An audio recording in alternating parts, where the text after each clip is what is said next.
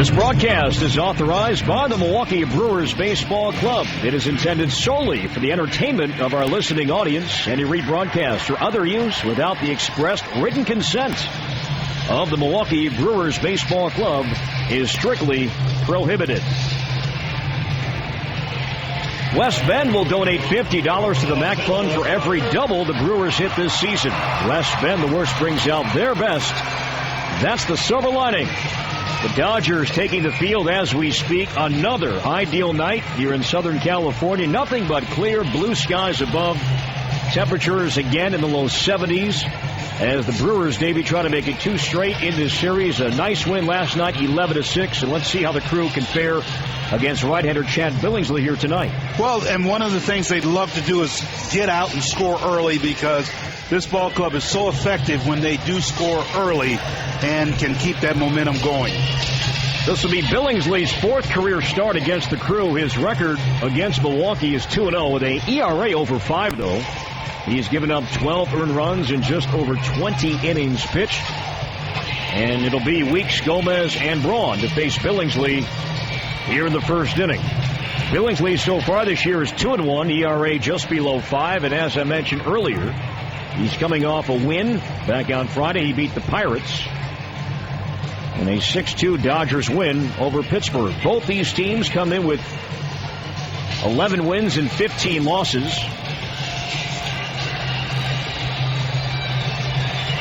Similar look defensively for the Dodgers tonight. Ray Johnson, Matt Kemp, Andre Ethier, left to right. Casey Blake, Jamie Carroll once again at third and short. Former Brewer Ronnie Belliard, though, is in the starting lineup tonight. Belliard is at second. James Loney at first. And Russell Martin doing the catching once again. And over 50,000 here last night. And as we discussed, always a late arriving crowd, but this place will be rocking tonight. Cinco de Mayo always draws a big crowd here in Southern California. They had a mariachi band in the field before the game. A couple of Davies' friends throughout the first pitch. Yeah, they are my friends. Wannabes. That should always is a good setting here at Dodger Stadium, as Ricky Weeks is in the box, and we're just about set, ready to go. Well, folks, this reminder, there is no ATM fee from Quick Trip. That's because $20 shouldn't cost you $21.50. The first pitch, line to left, a base hit. First pitch, hacking Ricky Weeks. Singles to left, and the Brewers have the leadoff man on for the second straight night. Well, Ricky didn't waste any time. Jumped on the first pitch, was a fastball, and drove it into left field, boy, being very aggressive. Now, looking at Billingsley's numbers, Davey, and I talked about how he fared last year. He was outstanding in the first half. In fact, he was an all-star pitcher last year. He was 9-3 in the first half of the season, but things really went south in the second half as Carlos Gomez takes inside, ball one, no score, just underway. In the second half of the season, he was 0-5, ERA over 5. In fact, he pitched so poorly he did not start a game in the postseason last year for these Dodgers. And Shaq and Ricky is back in. Well, and that was one of the things I think that hurt the Dodgers in the playoffs, because they couldn't use him. He wasn't very effective, and I don't know what it was after the All-Star break, whether he got tired, a dead arm, but he was just not effective at all. A ball and no strikes to Gomez, the kick and the pitch. A ground ball pulled foul past third. Field and game conditions tonight presented once again by Fields Automotive. Temperature at 68 delightful degrees with winds out of the southwest at just 3 miles per hour. Visit Fields Land Rover Waukesha or Madison, or log on to LandRoverWaukesha.com or LandRoverMadison.com. Weeks at first, nobody out. From the stretch, Billingsley's 1-1 to Gomez. A line drive to left. That's going to drop for a hit. One-hopping Ray Johnson, Weeks to second, so the Brewers again in business here in the opening frame. Gomez 2 for 4 last night.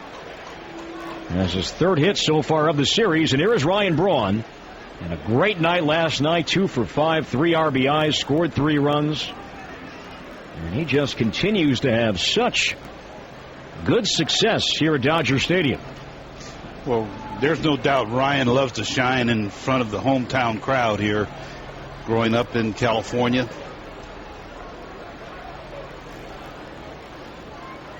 Braun 1 out of 6 lifetime against Billingsley. And the pitch to Braun. A line drive base hit to left towards the line. Weeks to third. He will hold as Johnson fires it back in. Boy, nothing cheap so far tonight. 3 straight singles. Nobody out here in the first. They're loaded for Prince. Well, they're really being aggressive against Billingsley as Ryan jumped on that pitch. And, you know, the thing about it is there were, as you mentioned, there's no soft singles. They've been ropes. Last night in the 11-6 win, the Brewers pounded out 15 hits. Already 3 here in the first inning. And nobody out. Prince Fielder, who belted his 3rd homer of the year last night, a 2-run shot in that 9-run second. And the Brewers right now looking for another big inning. Matt Kemp in center is shading Prince a tad towards left center. And the pitch. Ball 1 outside.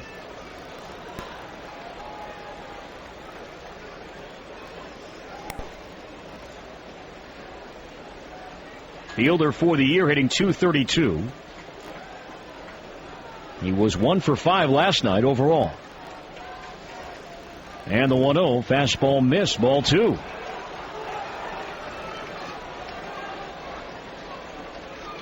The 9 runs allowed in the second inning last night, the most the Dodgers have given up in one inning since they also gave up 9 against Tampa Bay. That was in June of 2002. The 2-0 pitch, a line drive left center in the gap. Johnson over, base hit. Weak scores. Here comes Gomez. 2-run single, Prince Fielder. Brewers lead 2-0.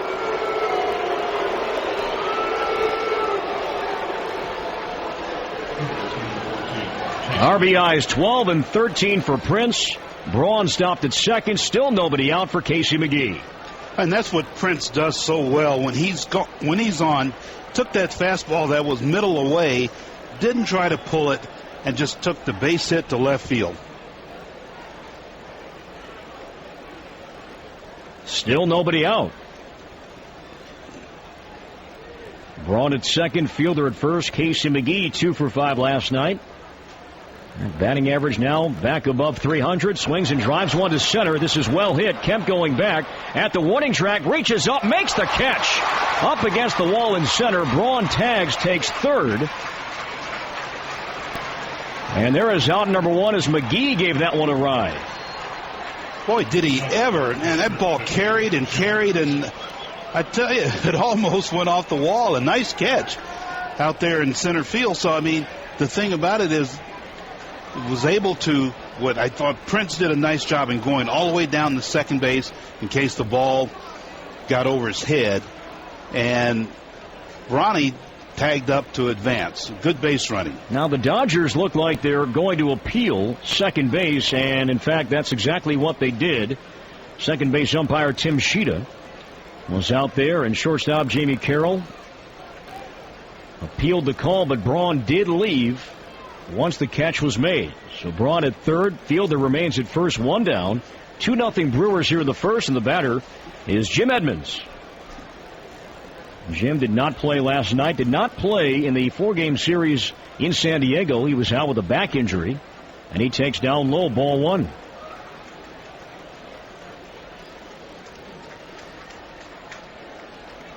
Corey Hart got the start last night in right.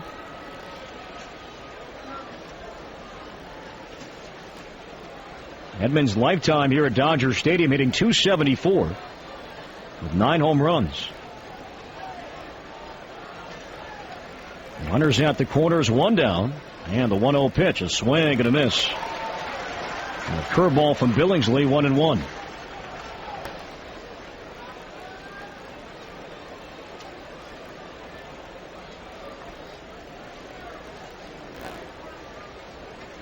Dodger Stadium, 395 to dead center. 330 to the corners and 375 in the alleys. The 1-1 pitch, strike 2 called. 94 miles per hour fastball at the knees.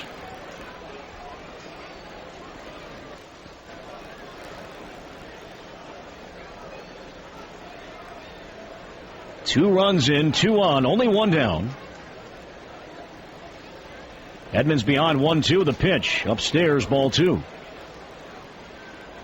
A fastball at 93 miles per hour registered on the Roadrunner high-speed online radar gun.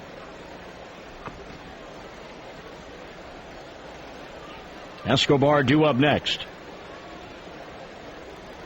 Reed Johnson shallow in left field and playing a tad towards the line. The 2-2 outside, ball 3. Good eye. Well, Billingsley definitely wanted that pitch just a tad bit outside. Alfonso Marquez behind the plate tonight. 3-2 the count. Fielder at first, Braun at third, 1 away. And the Brewers lead by 2 in the opening frame. And the payoff pitch, Edmonds swings and fouls it back.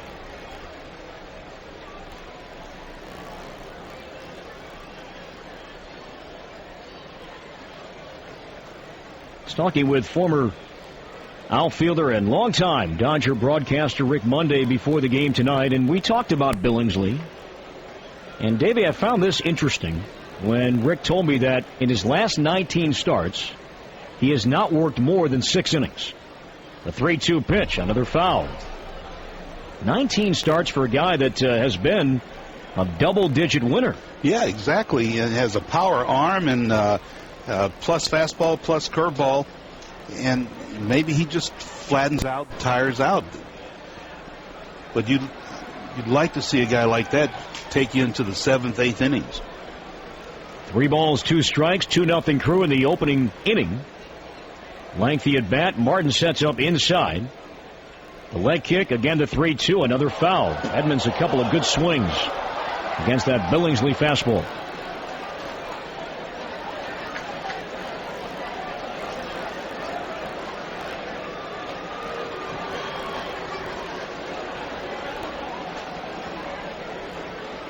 Looks like he offered it ball 4 right there.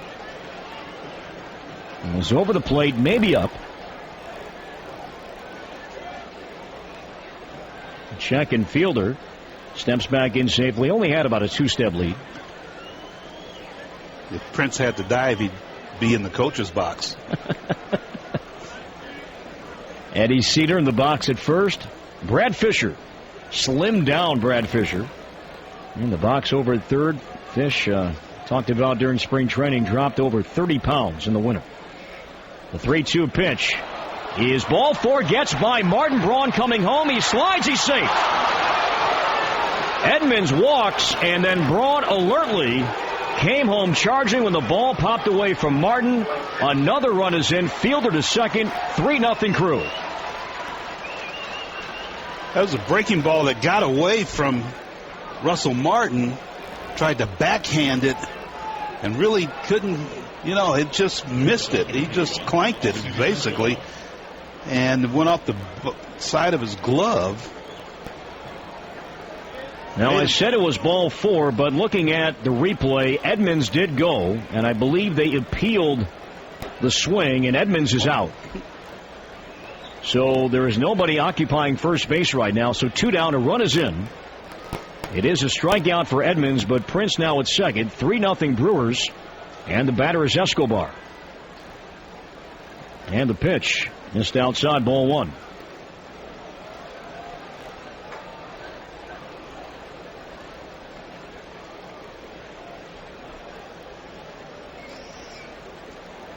A 3-run first. Although they refuse to put that on the scoreboard. Escobar lines one to right center. In the air, Kemp over deep in the gap. Still going. Kemp can't get there. Base hit, bouncing off the wall. Fielder scores. Escobar trying for 3. He's going to make it standing up. 2-out RBI triple for Escobar. Brewers lead 4-zip. Nice piece of hitting by Alcides, and that's one of the things they're trying to get him to concentrate on. as Rick Honeycutt, the pitching coach, comes out, that getting Alcides to really drive the ball as far as line drives, hit it on the ground or line drives. And that was a nice little right center field, not trying to pull the ball, right center field, got a fastball, just middle away, took right with it. Good piece of hitting. RBI number 10 for Escobar. Honeycutt out with his quick trip to the mound. As Billingsley has given up 4 runs on 5 hits here in the first inning. And Davey, we haven't seen outside of Edmonds many lengthy at bats. A lot of the hits early in the count. Well, they are being very aggressive. They feel that he's going to try to get ahead of the count early, and they're jumping all over him. Good, this guy's a power pitcher, has plus fastball, and they've been hitting the fastball, jumping all over it when he throws it for a strike.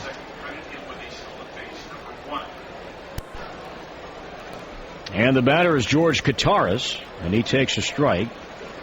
How do they score that, Kent? Fielder takes second, not on a wild pitch, but a steal, right? So Prince Fielder, credit him with a stolen base. His first of the year. And the 0-1 missed inside. 1 ball, 1 strike to catcher George Kataris.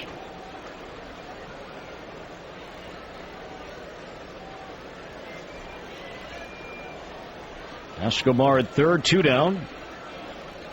And the 1-1 pitch, a swing and a foul back behind the plate.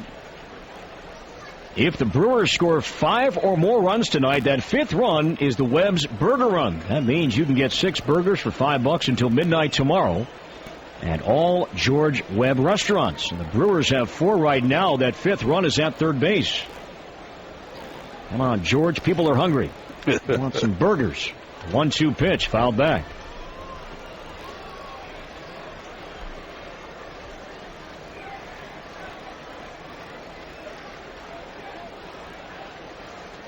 There's still time to get 6 for 5 because of last night's 11-6 win. And have another few hours at George Webb Restaurants. 1-2 pitch, another foul.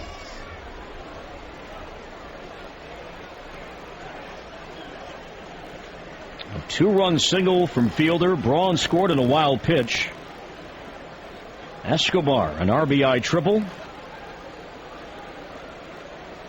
He is now at third. A ball and 2 strikes to count to Kataris with 2 down. And the pitch on the way. Kataris swings and misses. And the inning is over. But the Brewers come out strong, scoring 4 runs on 5 hits, leave 1. Brewers Radio presented by Kohl's after 1/2 inning. Brewers 4, Dodgers coming up. First. Independence First is your first resource. Go 620 WTMJ. Milwaukee Brewers baseball is brought to you in part by Ice Cold Miller Lite. Triple hops brewed for great Pilsner taste. Miller Lite, great taste. Always less filling. 4-0 Brewers. Reed Johnson, Russell Martin, Andre Ethier to bat. Here in the home half of the first against left-hander Doug Davis, who is 0-3, ERA under 9. This is Doug's 6th start of the year. Leg kick and the pitch to Johnson. Here it comes. It's in for a strike.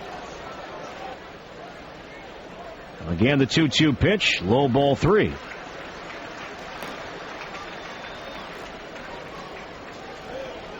Davis' lifetime here at Dodger Stadium is 2-4 in 7 previous starts with a 3.82 ERA.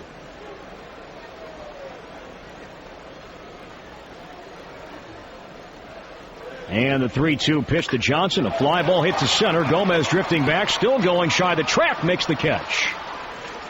Left arm fully extended above his left shoulder. Gomez runs it down, and there's 1 away here in the Dodger first.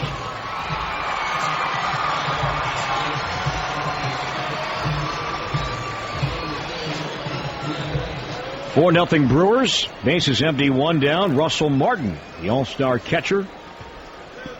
That's for the first time. He has been stuck in a long slump. He was 0 for 3 last night. He has 1 for his last 20.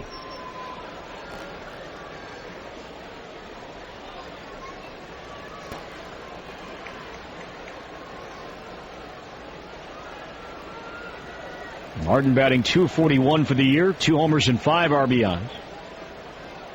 And the pitch from Davis missed outside, ball 1. Well, Davey had a good talk with George Kataris about Doug Davis before the game tonight. And the 1-0 pitch, a ground ball wrapped to short, base hit past the diving Escobar. Into left center field for a 1-out hit. Martin a big turn, but he stops there as Gomez fires it back in. Yeah, but George was telling me that even though Davis took the loss his last time out against the Padres, the ratio, George said, is much improved with his cutter and his four-seam fastball. Because earlier in the season, especially his first 2 starts, Rick Peterson made note of this as well. He was throwing about 80% cutters. He was not throwing his four-seam fastball as much as they all planned. But he said, going back to his last start in San Diego, he is certainly splitting it up more. And that is key for him. I mean, he's not getting the win, but from a confidence standpoint, it's what he needs. Well, without a doubt, you have to really mix it up. The thing about it, if he's going to, he has such a good cutter. He relies on it an awful lot, maybe too much. And he's got to be able to spot his fastball. Andre Ethier, top hitters right now in the National League. And the 0-1 pitch down low, ball 1.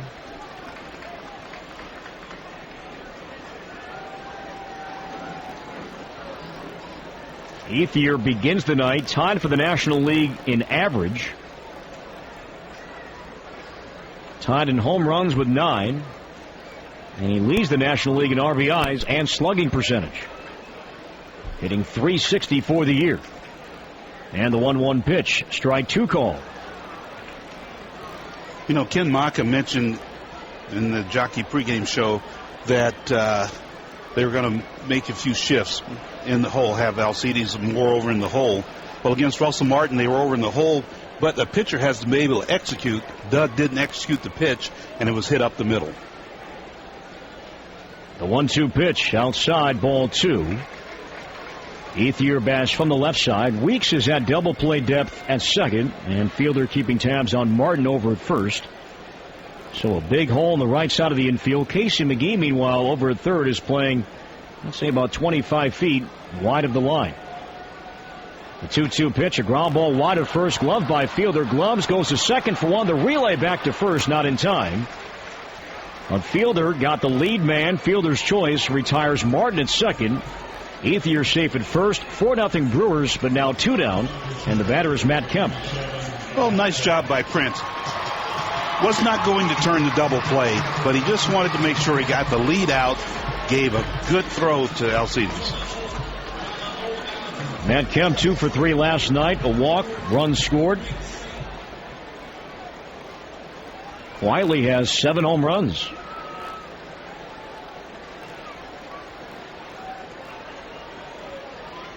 Even without Manny Ramirez, this is still a very potent 3-4-5. Breaking ball strike. Ethier, Kemp, and Loney. So Manny Ramirez take BP. He is going to be activated off the DL later on this week when the Dodgers stay home to host Colorado. He played in a minor league game last night. You know, Manny was running around. He was taking balls out in the outfield. The 0-1 pitch down low. 1 ball, 1 strike. Ramirez, shockingly, Davey, exercised a $25 million player option. That surprised me, that Manny himself exercised that $25 million. A line drive base hit to left center. Ethier down to second, and Kemp a 2-out single. And the Dodgers first continues 2 on, 2 down, and the batter is James Loney. Boy, and Matt Kemp, he continues to really own Doug Davis. Came in this with a .435 lifetime average against Davis, and once again there was another ball that was up the middle. Doug just did not execute his pitch and got it out over the plate. James Loney had a big night last night. He drove in 4 of the Dodgers' 6 runs. And a 3-run homer off Manny Parr in the 8th inning. Lefty versus lefty. The pitch from Davis. Fastball, strike called. Outside corner.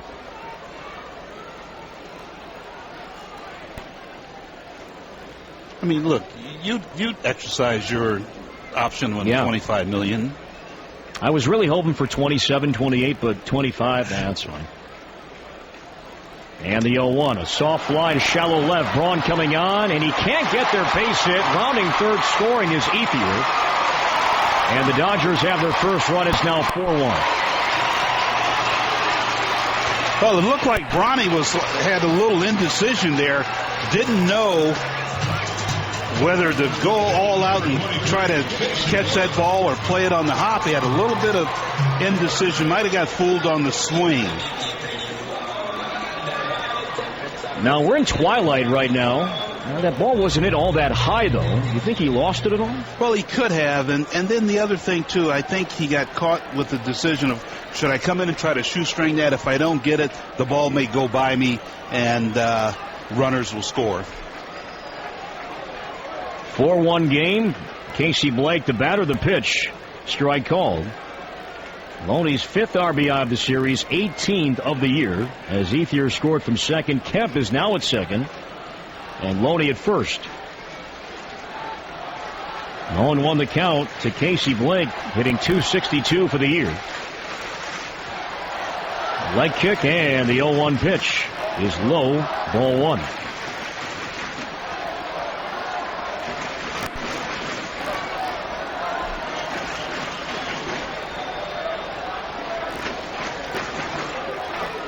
Just a very light breeze blowing out to right center.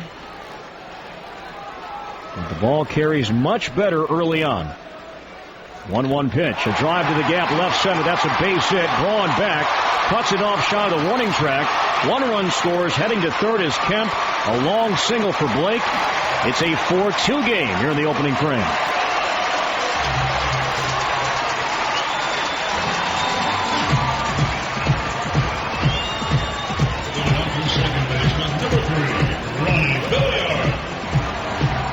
So back-to-back run-scoring singles by Loney and Blake, and the Brewers' lead is cut in half. It's now 4-2. Well, Doug is not really finishing off his pitches, leaving it right out over the middle of the plate, and Major League hitters, they just crush those balls like that. Here's Ronnie Belliard. He swings and chops one back to the mound. Davis has it off the third base side, throws to first, and the inning is over. But the Dodgers get 2 runs on 4 hits. They leave 2. Brewers Radio presented by Kohl's after 1. Our new score, Brewers 4, Dodgers 2. GamblersGamblers.org. Gamble responsibly, and everyone's a winner. A message from the Wisconsin Lottery. News Radio 620 WTMJ.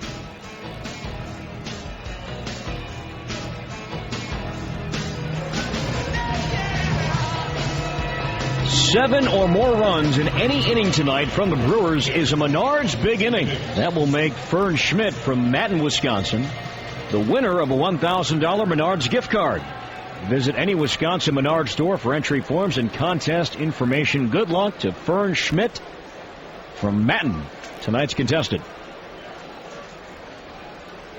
Doug Davis leads off. Brewers lead 4-2 here in the second, and Davis takes high, ball 1 from Billingsley.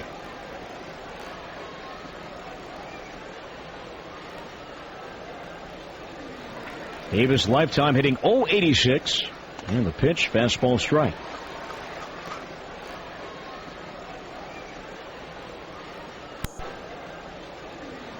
Davis lifetime hitting .086, and the pitch, fastball strike.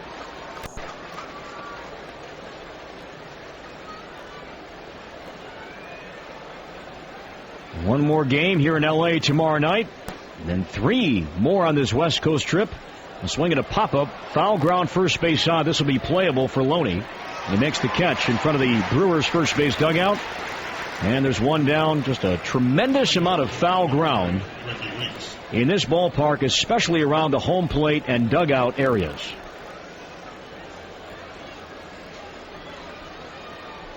Bases empty, 1 down. Brewers lead 4-2. Top of the order, and Ricky Weeks.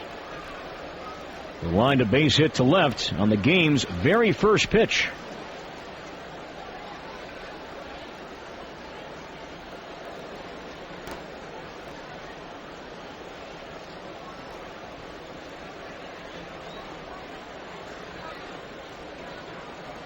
Righty versus righty. On the way, and a miss down low, ball one. Yeah, 3 more games still to come on this road trip. Again, 1 more here tomorrow night, then 3 in Phoenix over the weekend before the Brewers return back home. And the 1-0 to Weeks. It's down low. 2 balls and no strikes. The Braves and the Phillies coming up at Miller Park next week.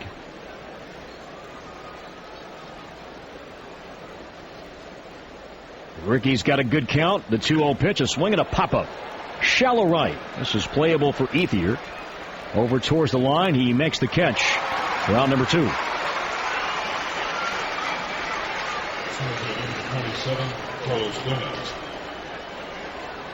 As we move along here tonight, the Brewers will hopefully try to add on to their lead. And when they do, all insurance runs are sponsored by Badger Mutual Insurance. You can always count on your friends at Badger Mutual Insurance to make sure your auto, home, or business is properly protected. Badger Mutual Insurance, protecting people's dreams since 1887.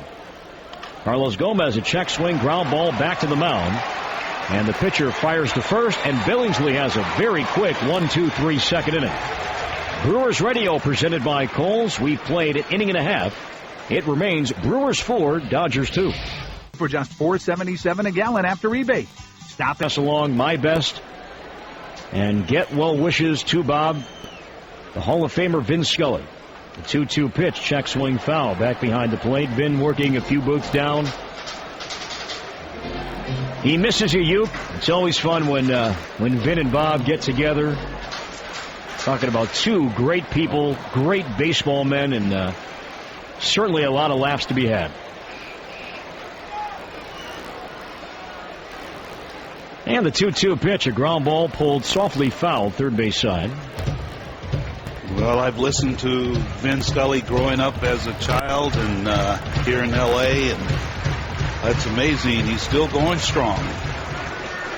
He was inducted into the Baseball Hall of Fame, the Ford C. Frick winner, 1 year after the late, great Ernie Harwell in '82. Swing and a miss. Off speed from Davis, strikes out Carroll, 1 down in the Dodgers' second. Ernie Harwell, Davey, was inducted in '81.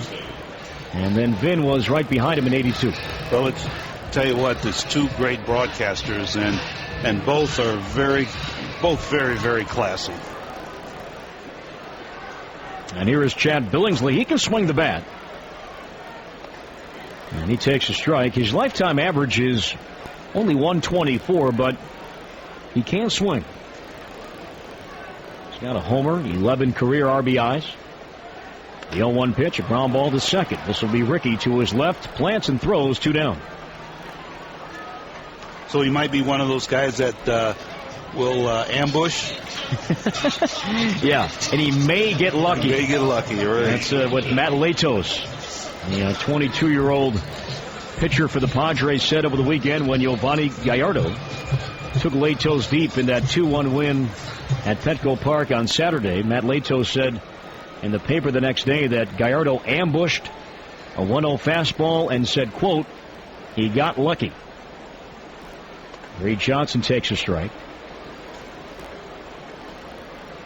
And we'll give Latos a pass. He's young. No, that's right, and he'll learn. Plus, he needs to learn his opposition. Johnson lined out to center back in the first. As Davis missed inside. 1 ball, 1 strike. You know, with that pitch right there, Doug tried to come in fastball. I think he's got to do that a little more often. He's got to brush guys off that plate. I think it can make his cutter a little more practical. Deals 1-1. Breaking ball missed outside. 2 balls and a strike to both righties and lefties. Pitch inside a bit more. Yes, definitely. You know, he's trying to stay away, and he just needs to come inside. Come in off the plate. Brewers lead by 2 here in the second. The 2-1 pitch popped up, shallow left center. Gomez in, Escobar out, and Gomez runs in, makes the catch to end the inning. So Davis comes back. He has a quick 1-2-3 second. Brewers Radio presented by Kohl's after 2. Brewers 4, Dodgers 2. Through the years of change and challenge, Midwest has always offered exceptional service and little extra. I want to correct myself. Matt Kemp, I mentioned he was an all-star. He was not. I remember he was a finalist for that last vote-in candidate, but he did not win. But still, last year, a Gold Glove and a Silver Slugger Award in center for Matt Kemp. He'll be an all-star, though, one day. No doubt about it. You're right. It's a wonder he didn't get voted in. I mean, with all these fans here in L.A. Jim Edmonds takes a strike and the 0-1 pitch. Strike two called. Letter high fastball. 4-2. Brewers have the lead. We're in the fourth. Edmonds, Kataris, and Davis. Edmonds, Escobar, and Kataris due up here in the fourth. And the 0-2 pitch. A ground ball off the glove of Billingsley off the first base side. Recovers to first, and he got him. And Billingsley lost that ball for a moment. He had it in the webbing of his glove, but then it just kind of ricocheted out and bounced off to the first base side of the mound. He did find it, though, and made a good throw to first to get Edmonds by 2 steps.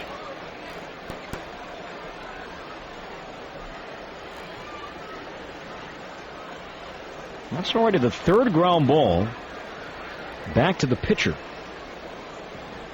Here's Escobar. Had a big hit back in the first. A 2-out RBI triple that scored Fielder from second.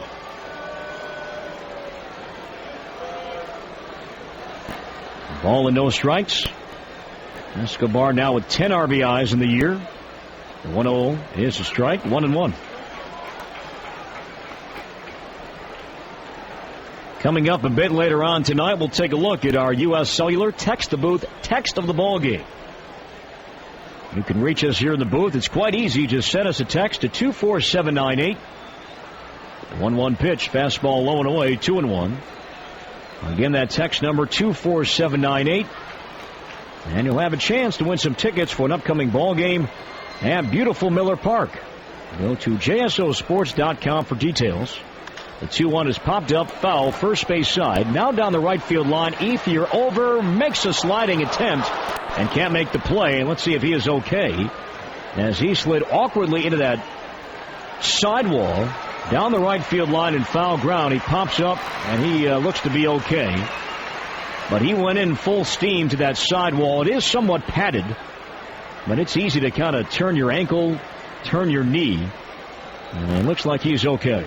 Well, Corey, you talked about the foul territory behind home plate and the first and third base sides, but boy, down the lines, it's very narrow. Not much room at all. If you're trying to stretch out that right knee. The 2-2 pitch. Escobar got hit. So he is on. That one got him maybe in the back, small part of the back, lower back area. Or might have got the gluteus maximus. Okay. Well, let's see here. Oh, well, it's right about the belt. Just below the back and just above the gluteus maximus. Backside, rear. Escobar is at first. And the batter is George Kataris. We're in the fourth. Brewers lead 4-2. Billingsley from the stretch and the pitch. A swing and a foul out of play. Third base side.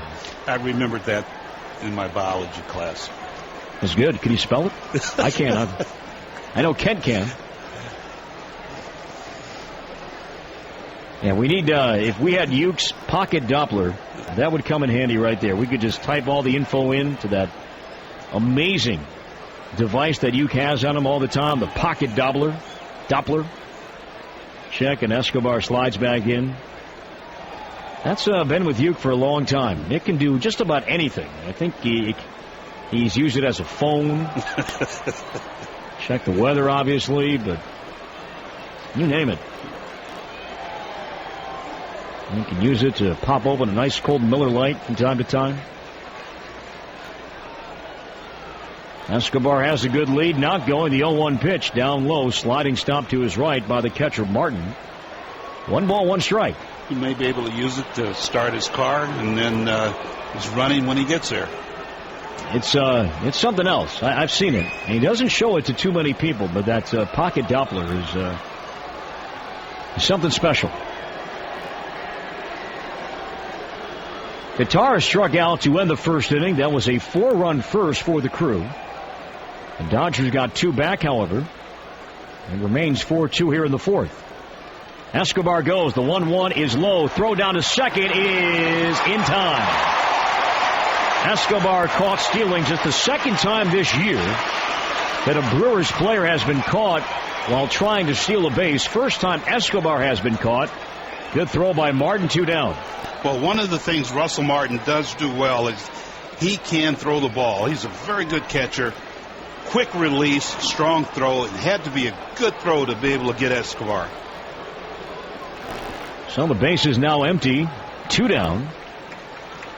2 balls and a strike to George Kataris. Here's the pitch. That's low, ball 3.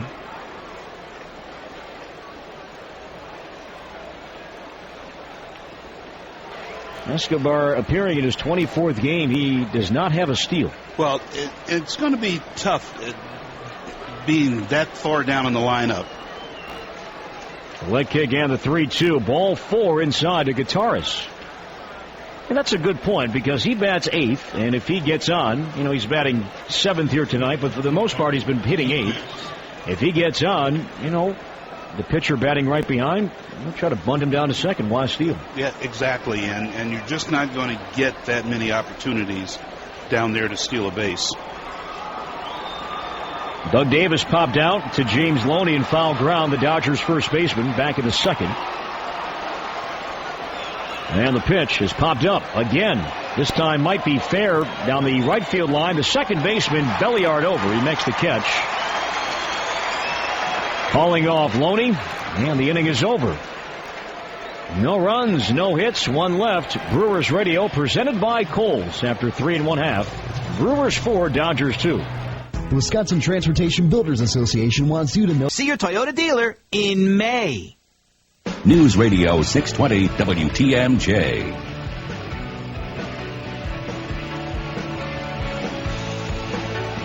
"36-year-old Casey Blake leads off the Dodgers' 4th. 4-2 Crew. And the first pitch from Davis is in for a strike. Hard to believe that Casey Blake is 36 years old. He is signed through 2011. And the 0-1 pitch, breaking ball missed. 1 ball, 1 strike. As we discussed last night, Casey Blake was acquired in July of 2008. And everybody, of course, talks about the deal that brought Manny Ramirez here. But Blake has been a big part of the Dodgers' success. A swing and a foul at the plate.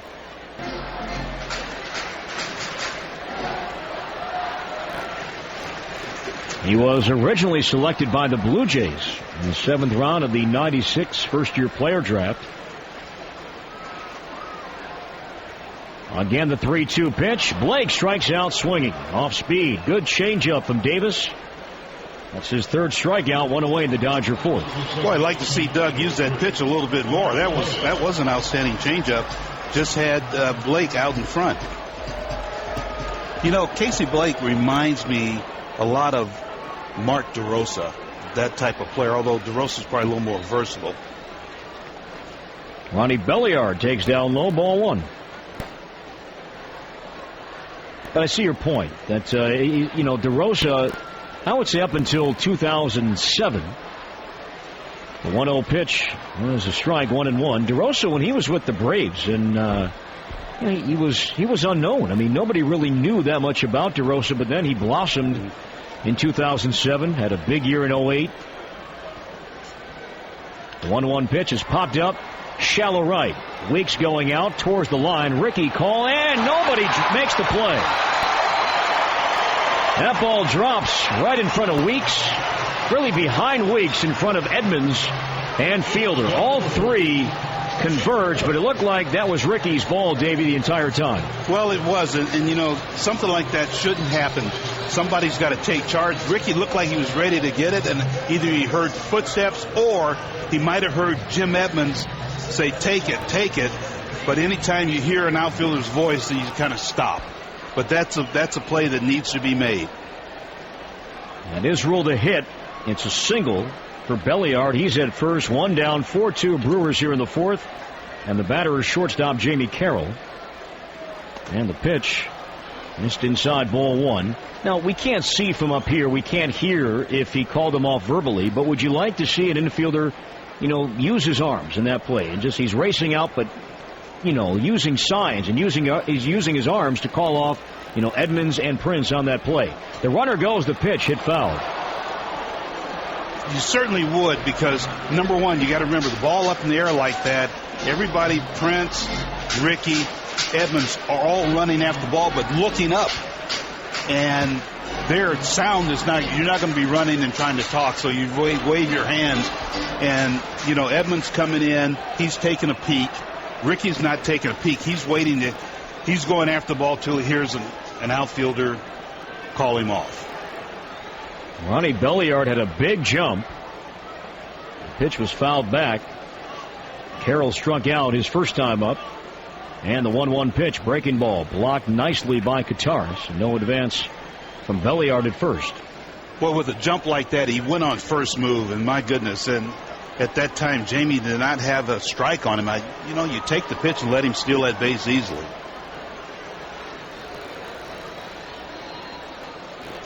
(4-2). Brewers have the lead here in the fourth. 1 on, 1 down. Carroll at the plate, and Davis throws over. Belliard not going anywhere.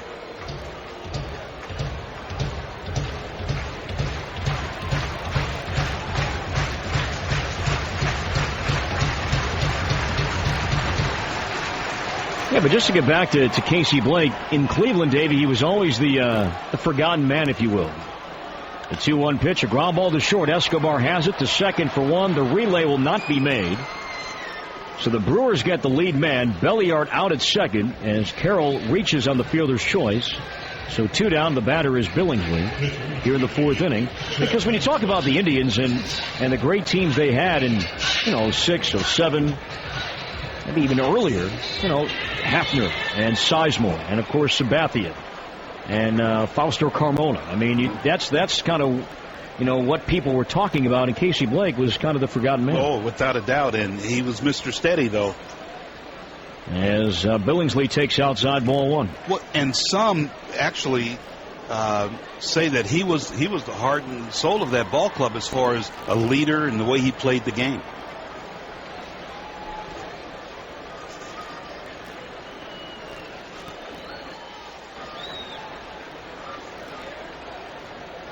Now the 1-1 pitch, a line drive past a diving Escobar into left.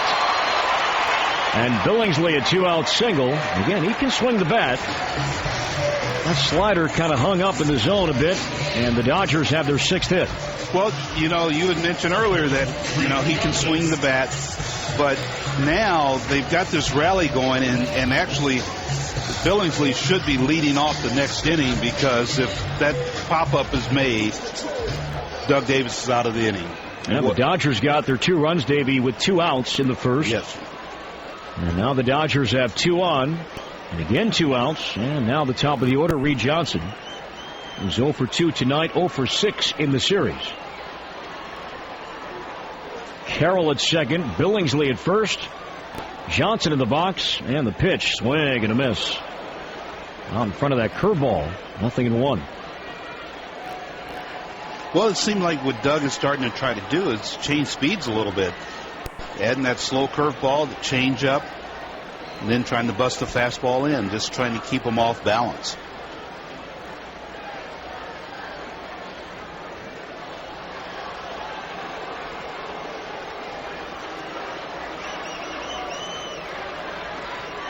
Runners have their leads. And now Davis stares Carroll back to second. No throw.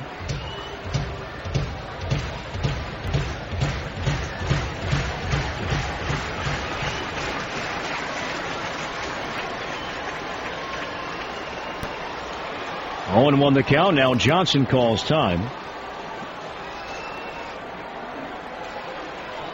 The Brewers winning game 1 last night 11-6. Lead 4-2 here in the 4th inning tonight.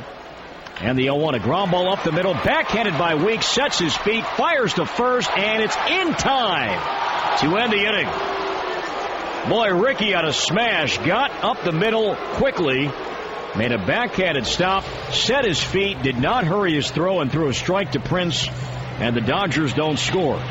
They get 2 hits, leave 2. Brewers Radio presented by Kohl's after 4. It remains Brewers 4, LA 2. Associated Bank prides itself on being your hometown. Brewing Company, Milwaukee, Wisconsin. Live responsibly. News Radio 620 WTMJ.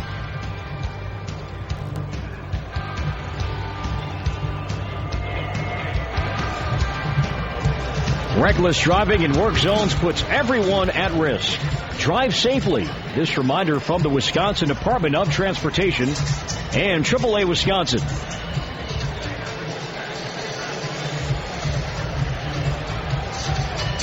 4-2 Brewers through 4. And Ricky Weeks, who made a fine defensive play to end the bottom half of the 4th inning, leads off here in the 5th. Well, you know, Ricky has just, over the last 2 years, has really come on defensively. He's learned to slow the game down. I just think he came into his own last year before he got hurt. And just, I mean, he's been playing magnificent at second base. Now, we were talking in between innings that maybe 2 years ago, that's a throw he really wouldn't set his feet with, and he would fire quickly and throw it away.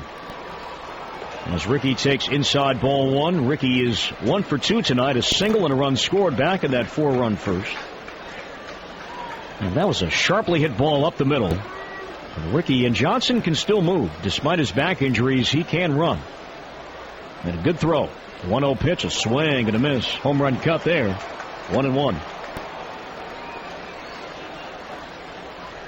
And Willie Randolph, Davies, said during spring training that because of Weeks' wrist injury last year, in many ways they had to start clean. Everything that they did last year and the progress they were making defensively, they kind of had to push aside and start over. Well, the 1-1 pitch, driven foul, first base side. Well, you know, and sometimes that's not bad. You know, you start from the basics back, and I think it's really helped Ricky because when he first came up with the Brewers, everything was one speed, and he had pretty good hands, but he'd drop a lot of balls because he tried to be too quick. He's behind 1-2 with Carlos Gomez on deck. The kick and the pitch upstairs, ball 2.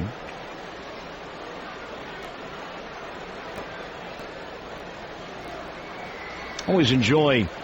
You see this more during the spring because during the regular season teams don't take nearly as much infield as they do during spring training.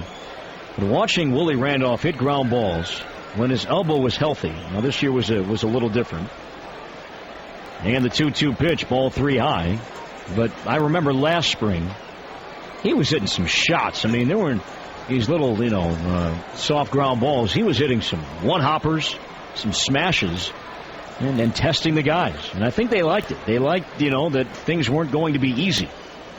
Well, I don't think they don't mind that his elbow's a little sore right now.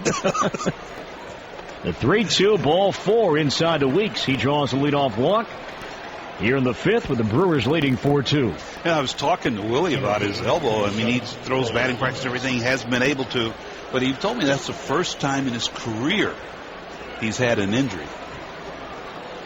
That's amazing, considering how successful he was as a player, as a coach, all the World Series, all the rings he has. I'm telling you, I played against Willie, and just an outstanding player. Here is Carlos Gomez. Blake playing up over at third. And check in. Weeks is back in. Let's see. Brad Fisher sending some signs over from third. He is getting those signs from Ken Mackey in the dugout.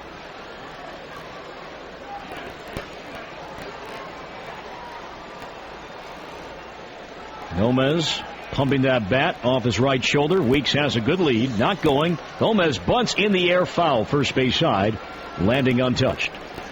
You know, one of the things I would like to see Carlos do a little bit better, he's got a few bunt base hits because of his speed, but for me, he's not a polished bunter right now. He has way too much movement. He tries to run and then bunt the ball, and oftentimes you bunt at bad pitches.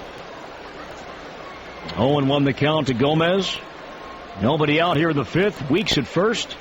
Not going. The 0-1 pitch. Gomez swings. It's a soft fly to left. Johnson in, and the left fielder makes the catch. 1 down. You know, and the reason I say that is because with Carlos's speed, you know, if he bunts the ball, slow it down, bunt the ball first, and lay down a good bunt, he's going to beat it out.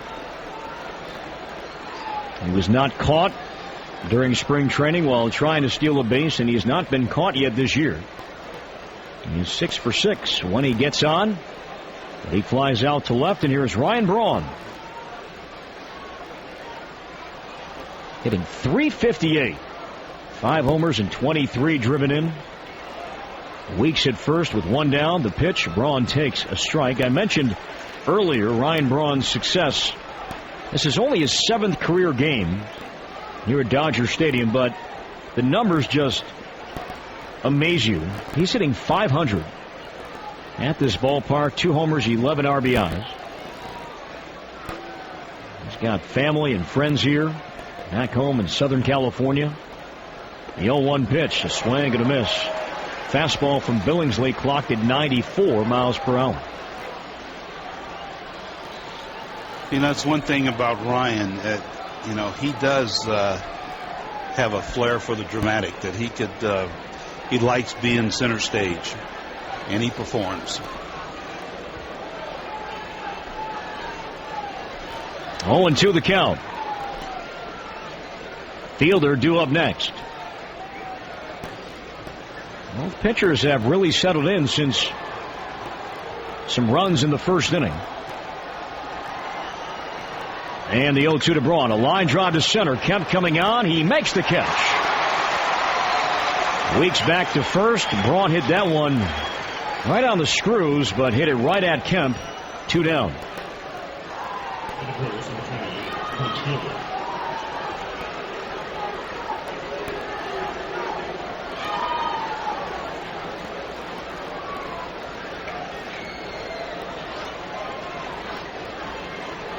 Fielder gave the Brewers the lead back in the first with a 2-run single to left. RBIs 12 and 13.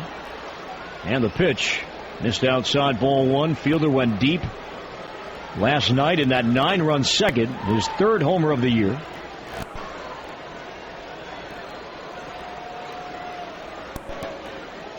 Trying to get Prince going. He singled. He's also bounced out to first. The pitch. Off-speed strike. 1-1. Well, there's no doubt Prince needs to get it going, but, you know, he's showing signs that he's getting a little better, and hopefully those home runs will start to come. Weeks after that leadoff walk, remains at first, but now 2 down. And the 1-1 pitch, a swing and a miss. And a breaking ball from Billingsley. 1-2. You know, when you were slumping, and I know you weren't, you know, a notorious power hitter, but when you were slumping, what was your remedy? Did you just try to hit the ball to the opposite field, go for singles, or what'd you do? Well, for me, it was definitely, I'd try to bunt more. I really would. I'd make me see the ball better, and then try to drive the ball the other way. A ball and 2 strikes to Fielder. Here's the pitch. A swing and a ground ball off the leg of Billingsley behind the mound. He bare hands and makes no throw to first as Fielder beats out an infield single. That was a smash right up the middle. Billingsley able to knock it down, and we're going to see a member of the Dodgers training staff and Joe Torre, skipper for LA, trot out to the mound to check on Billingsley, but that one got him, Davey, right behind, I think, one of his knees, maybe his left knee. Well, he kicked at the ball, but I'm going to tell you what, that ball was hit pretty good by Prince, and, you know, when it comes at you like that, it hurts. Now the umpires are going to let Billingsley throw a couple of warm-up tosses with Joe Torre and the Dodgers trainer keeping an eye. First pitch from Billingsley looked to be okay. And while he does that, we remind you that Summerfest is almost here, and 60 up-and-coming state bands are competing for a chance to play at Summerfest. You can read all about them in Thursday's Milwaukee Journal-Sentinel. Summerfest right around the corner. Always a great event along the lakefront in downtown Milwaukee. And Billingsley is fine. Torrey and the trainer head back to the third base dugout. Prince with his second hit. Weeks now at second. And the batter is Casey McGee, who is 0 for 2. He's bounced out to the pitcher and fly to deep center. In fact, Matt Kemp in a leaping grab up against the wall on a ball that McGee hit sharply back in the first. It did not have home run distance, but McGee put a good swing on that one.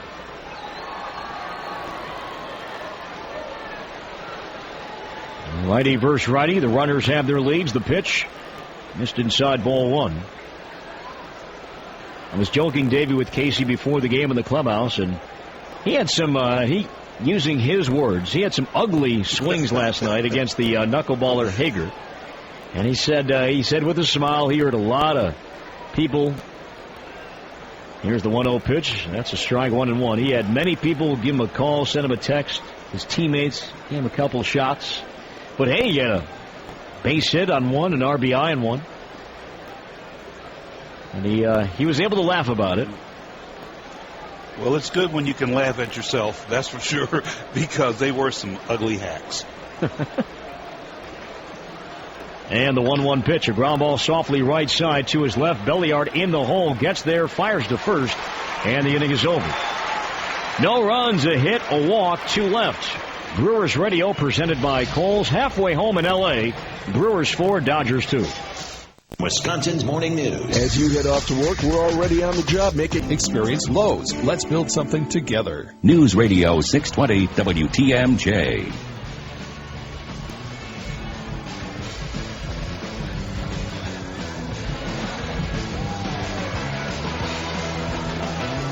Corey, Davey, and Kent back with you from Southern California. Bottom 5. Russell Martin leads off. Brewers lead 4-2. And Davis is in with a strike. That was Doug's 71st pitch here tonight.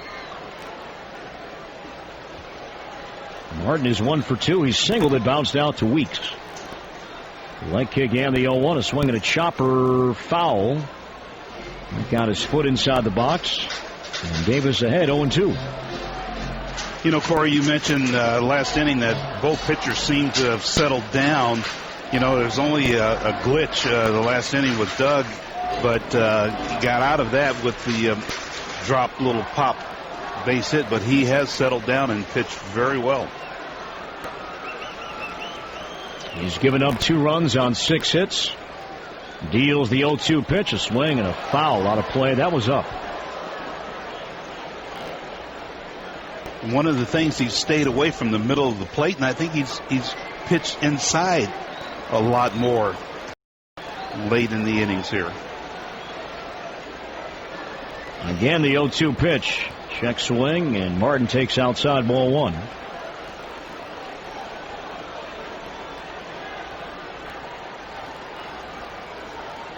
Martin lifetime hitting right around 270 against Davis. The 1-2 pitch, breaking ball, got him swinging. Just a slow curve that was down, it was in. Strikeout number 4 for Doug, 1 away in the Dodger 5th. You know, it's amazing that Doug can generate that much spin on a ball with that slow a delivery. You didn't think you can pick up enough arm speed to do it, but maybe that's what fools you on that slow curveball. And the batter is Andre Ethier. He's 0 for 1. He was hit by a pitch. In the third, he reached in a fielder's choice in the first and scored on an RBI single from James Loney. Ethier takes a strike. Had a huge series against the Pirates before this series began last night. In 4 games against Pittsburgh, had 4 home runs and 9 RBIs. He's 9 homers for the year. And the 0-1 pitch, a ground ball past the mound, up the middle, base hit.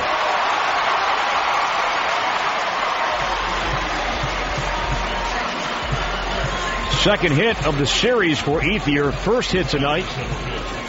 And the Dodgers have a man on, 1 down to the 5th for Matt Kemp.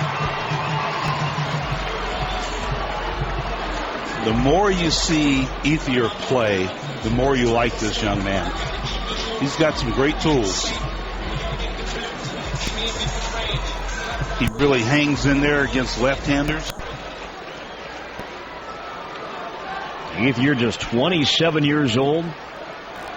He was acquired as part of a 3-player trade with the A's back in December of 2005. The pitch, swing and a miss. You think Oakland would like to have Ethier back? Oh, wouldn't they? Well, you know, when you make trades like that, you hope they work out for both sides. And the 0-1 pitch missed inside. Here was the actual deal. Davey, he was acquired by the Dodgers from the A's for Antonio Perez, an infielder, and then some guy named Milton Bradley. 1-1, strike 2 call. Did you see what happened to Milton Bradley? Yeah. In his game last night against Tampa Bay, he struck out in the 6th. And then all sorts of reports today had that Bradley left the game after striking out in the 6th, did not stay for the end of the game. Tampa Bay won. The 1-2 pitch fouled back. Well, and I saw where he has asked the ball club to leave for personal reasons.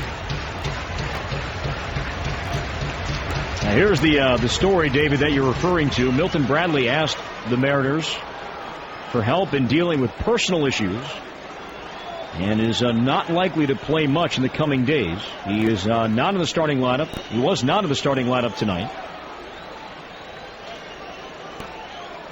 Guitar sets up inside, runner at first, 1 down, a check, and Ethier is back in.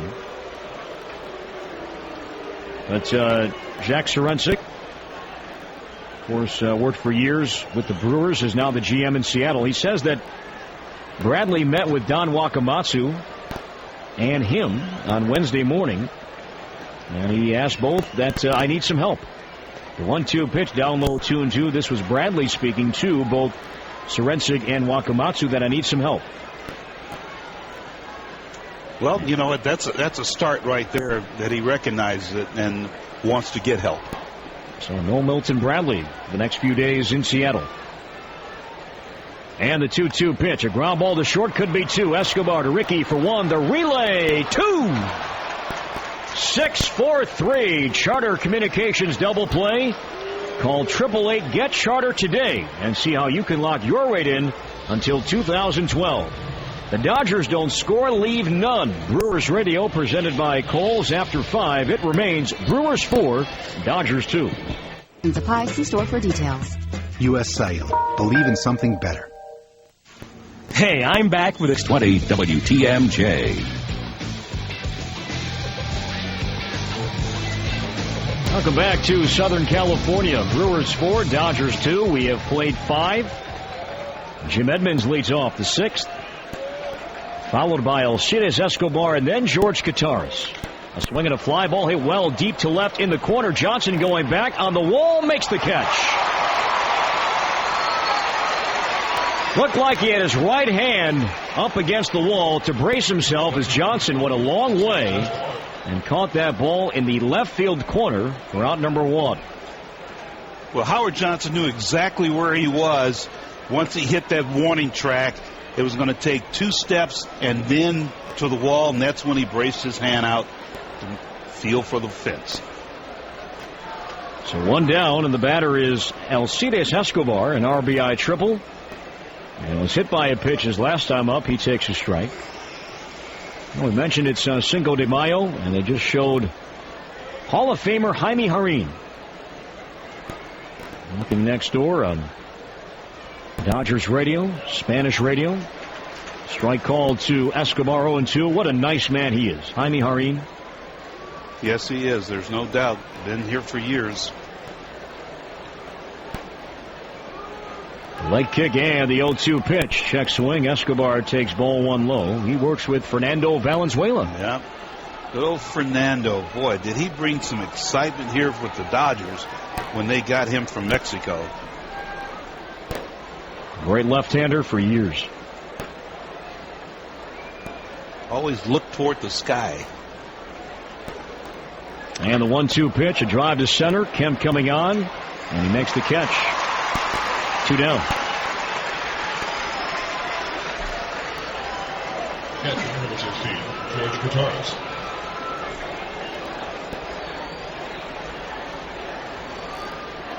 Now, folks, some good news. The home run inning is back and better than ever. Dodge and Ram truck dealers are the new sponsors of the Dodge home run inning. During the 6th inning all year long, a ground ball pulled foul, just fouled on the first base side off the bat of Kotaras, 0-1. Again, listen for details on how you can win cash if the Brew Crew homers in the 6th or a new Dodge vehicle at the end of the season just by having your name selected as a contestant. A Dodge home run inning all season long during the 6th inning. The 0-1 pitch outside to Kotaras. 1 ball, 1 strike. Base is empty, 2 down in the 6th. Brewers lead 4-2. The leg kick and the 1-1. A ground ball to first. That is fair inside the line, down the right field line, kicking off the side ball. This will be extra bases for Kotaras as Ethier bobbled the ball momentarily, but George stops at second with a 2-out double. So, a West Bend double for Kotaras. $50 to the Mac Fund, courtesy of West Bend. The silver lining. A good piece of hitting by Kotaras, and that'll bring Davis up to the plate. But down that ball down the line, when it hits, it goes along the wall. You have to really get over there and cut it off. Otherwise, it just hugs that wall. If you miss it, it'll go all the way out to round to center field. As Doug Davis takes a strike. Yeah, there are some ballparks like Pittsburgh, where the box seats down the lines kind of extend out. If a ball is hit down the line, it'll hit that sidewall and kind of carry them out into shallow left or shallow right. But not here. If it goes along that sidewall, it just kind of hugs that cushion. A check swing. Davis takes down low. That's ball 1. And it just stays along the base of the wall, and as you said, just keeps on going. Yep. It rolls right around the wall, and if a ball hit that hard, if he doesn't get over to cut it off, man, it can be running for days. Third double of the year for Kotaras. It's a big Badger Mutual Insurance run.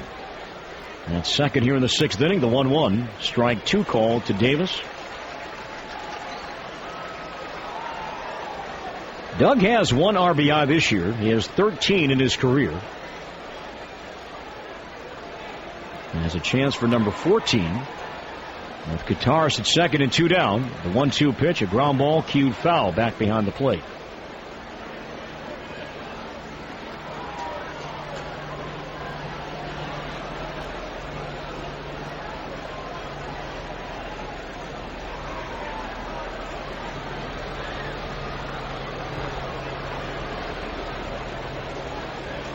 We'll get the attendance figure here in a little bit. Had over 50,000 last night. This ballpark seats 56,000. The 1-2, Davis strikes out. Inning over. No runs, a 2-out double from Kotaras, but nothing else. Brewers Radio presented by Kohl's after 5 1/2. Brewers 4, Dodgers 2.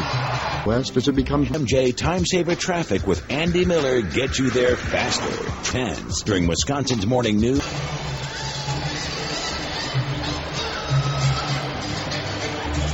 Doug Davis back to work here in the bottom half of inning number 6. He will face James Loney, Casey Blake, and Ronnie Belliard. Brewers on top by a score of 4-2. All 6 runs in this game in the first inning. In the first, Prince, a 2-run single. Ryan Braun scored on a pass ball. And then Escobar had a 2-out RBI triple to right center. The Dodgers came back in the bottom half of the first. Back-to-back RBI singles from Loney and Blake. And it's been 4-2 ever since. Loney leads off the 6th, and the pitch from Davis missed inside, ball 1. Loney now with 5 RBIs in this series. He has 18 for the year. Lefty versus lefty. Here's the pitch. Breaking ball in the dirt, ball 2.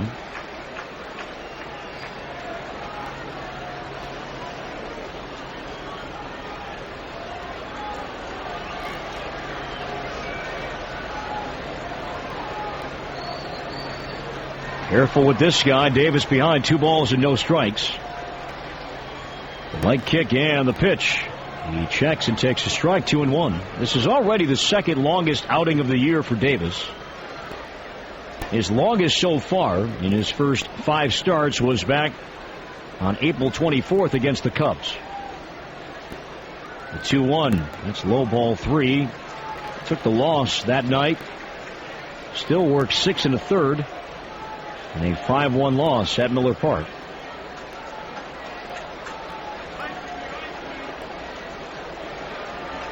Blake to follow. 3-1 the count to Loney. In the 6th inning. Here's the pitch. Ball 4. Couple of pitches, Davey, during that at bat missed in the dirt, and it's a leadoff walk for James Loney. Well, and it looked like Doug was slowed his delivery down a little bit and then just kind of spiked the ball down in the ground, trying to overthrow and keep the ball down. But, you know, this is a very, very important inning for Davis. And Rick Peterson going out for a quick trip to the mound as Casey Blake steps in the box. And while they talk, take a look at some other news from around baseball in the last 24 hours. So this story tonight, Davey, that J.J. Hardy injured his wrist. And he injured his wrist during a game on Tuesday night in the Twins' 4-3 win over the Tigers. And he did not play today in that series finale. Twins won that game. John Roush picked up another save. But Hardy is just day-to-day with that injured wrist. All right, Blake in the box. He takes high ball 1. Carlos Villanueva is up and throwing in the Brewers bullpen. You know what, J.J. talked to him. We kind of always stay in touch, but braced himself sliding, hitting a triple, and jammed his wrist. Loney at first, and the 1-0 pitch. Strike called.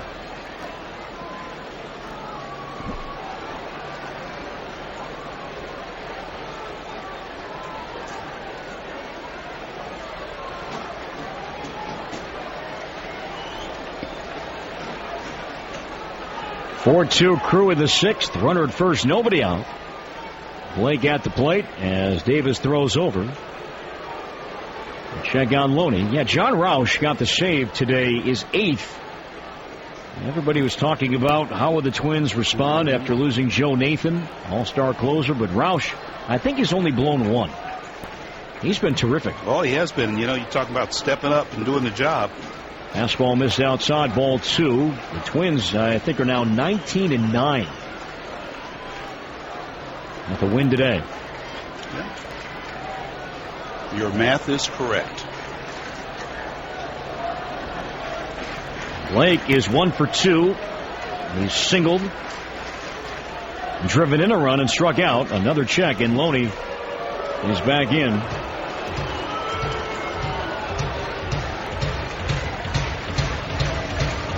Loney will run. He has 4 steals. He has been caught once.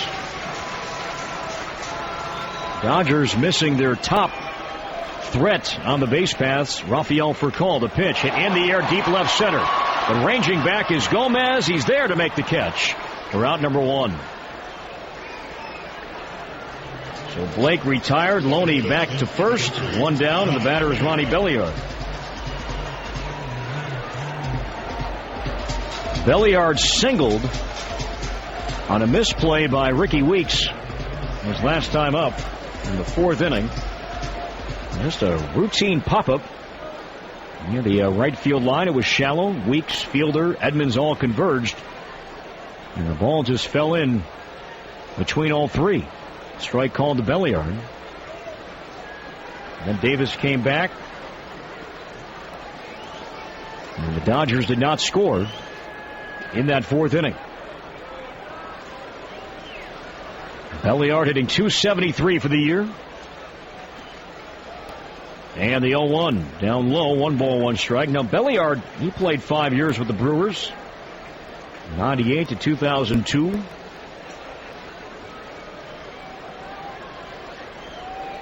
He was an all-star, not with the Crew, but with Cleveland. Back in 2004. This is lone all-star selection. And the 1-1. It's low ball 2. You know, Ronnie Belliard is a player that a lot of teams would always try to have on. He's very serviceable. You know, he's just steady guy, can play some good defense at second base. He split time with the Dodgers and Nationals last year. And the 2-1. Bouncing in the dirt, popping away. The runner trying to advance. Throw to second is not in time. It looked awfully close. Davis wanted the call, so did Ricky. But James Loney, a head-first slide into second. And an awfully close play. Well, when the ball bounced, I didn't think there was going to be a play. And as through a one-hop, and he is out. As the replay showed, boy, Tim Cheetah just called that way too quick, assuming he was going to be in there. But it looked like Ricky tagged him before his hand got on the base. I don't think that's a steal. I think that's a wild pitch. Is that what they? Yes, it was a wild pitch. Okay, wild pitch. But the Dodgers certainly get a break. And the 3-1, strike 2 call.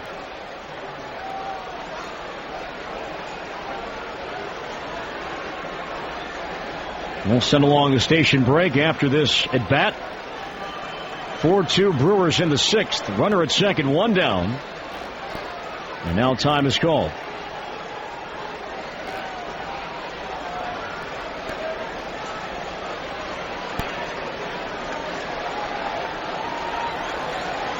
Davis. The sign from Contreras, but now staring back Loney towards second. Jamie Carroll in the on-deck circle. And the 3-2 pitch, ball 4. Belliard walks. We step out, 10 for station ID on the Brewers Radio Network. This is your news, weather, and traffic station, and the home of the Packers, Brewers, Badgers, and Bucks. News Radio 620 WTMJ, Milwaukee. Well, that's going to be all for Doug Davis as Ken Mock is out. He wants the righty Villanueva to finish off the Dodgers in this 6th inning. The U.S. Cellular call to the bullpen has been made. U.S. Cellular. Well, for the first time tonight, the Brewers go to the bullpen. Ken Maka has summoned right-hander Carlos Villanueva, the Brewers pitcher of the month, back in April. He last worked on Sunday in San Diego and gave up his first run of the season. He was not scored upon in his first 11 appearances. This is his 13th overall game. He is in a tough spot. 2 on, 1 down. Jamie Carroll the batter, with the Brewers leading 4-2 in the 6th. And the pitch outside, ball 1. Opponents only hitting 125 against Carlos so far this year.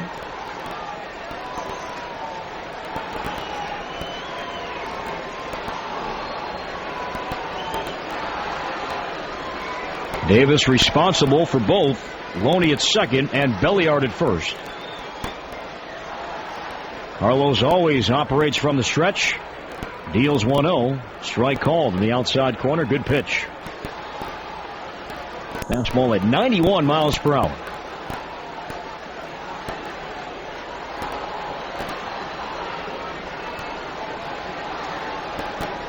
Doug Davis is inside the dugout, top step, hands over the padded railing. Watching Carlos deal the 1-1 pitch. A line drive, shallow right. Edmonds in, makes the catch. We're out number 2, and the runners trot on back to first and second. And now the pitcher spot due up, but Billingsley will not hit. And Garrett Anderson, in his 16th big league year. We saw him last night. He was at the plate in the pinch hit spot in the 9th inning last night. It bounced out to fielder. And Anderson bats for Billingsley here in the 6th. Boy, Garrett, a long-time California Angel player, had some great years there, but had always been a very clutch hitter. He's a non-roster invitee to spring training this year with the Dodgers. He spent last year with the Braves and played well. We gave you his numbers last year. Peterson out for another quick trip to the mound, but last year in Atlanta, Anderson in 135 games at 268. 13 homers, 61 RBIs.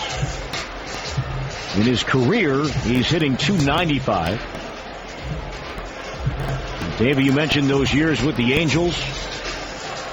Starting first in 94 and spanning a long time. His last year with the Angels, 2004.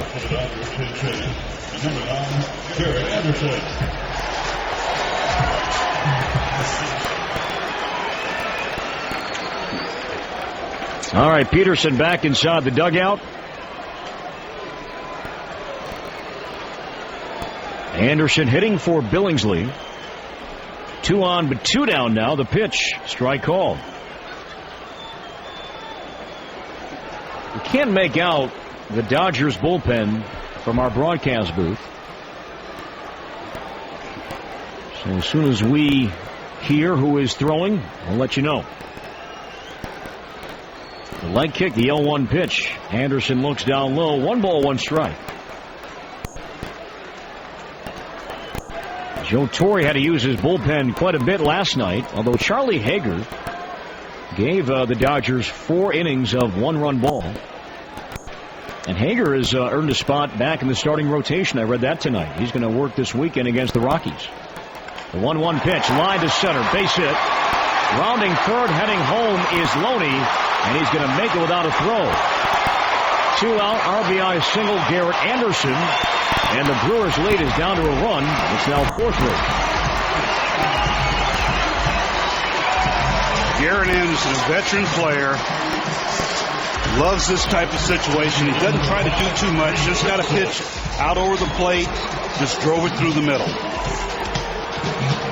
And here is Reed Johnson, left fielder, 0 for 3 tonight. And the Dodgers now have the tying run at second. And that is Ronnie Belliard. And Anderson at first.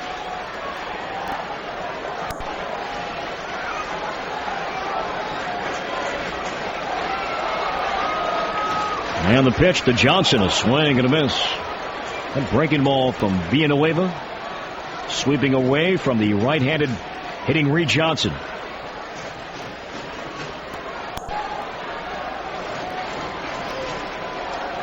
Tight game tonight here in Game 2 after the Brewers won 11-6 last night. It was a 4-0 lead, is now a 4-3 game. As the Dodgers have scored 3 unanswered. 0-1 the count to Johnson. Belliard at second. Anderson at first. The pitch. A swing and a drive to right. Down the line in the corner. Edmonds over. And he has room. Makes the catch. In foul ground. Edmonds the play. And the inning is over. The Dodgers get a run on 1 hit, 2 walks, leave 2. Brewers Radio presented by Kohl's after 6. Our new score, Brewers 4, Dodgers 3.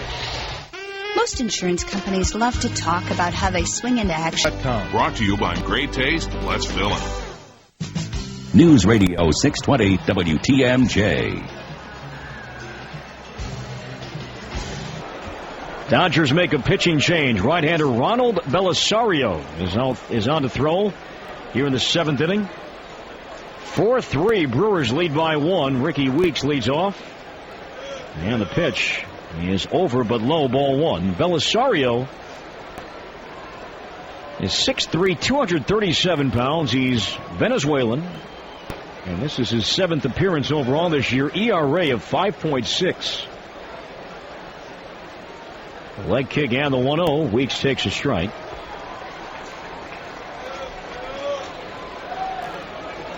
Last year was his rookie year.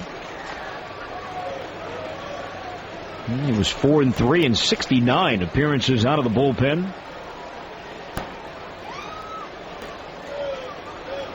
Leg kick and the 1-1. Strike 2 called. The Dodgers last year, Davey, that was a strength. Their bullpen, the back end of their bullpen with Broxton, the closer, George Sherrill, who has not been good this year, but last year he was terrific.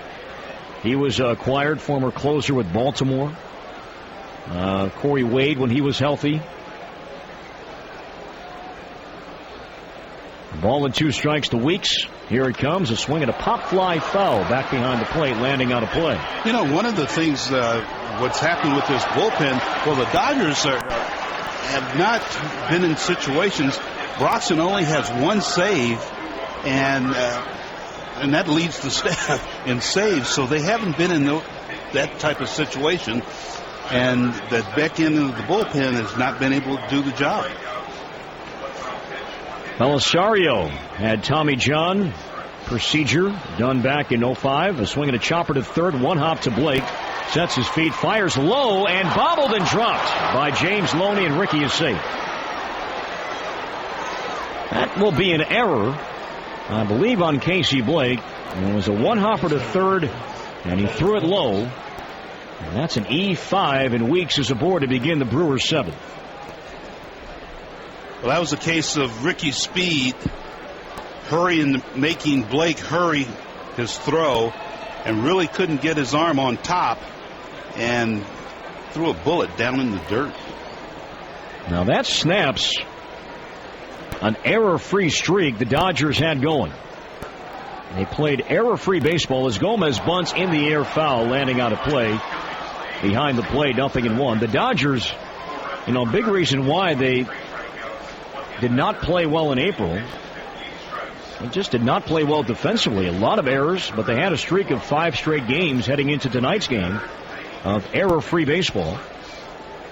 Now that is now over as Blake commits a throwing error here in the 7th. And Belliard has 3 errors. Casey Blake now has 4.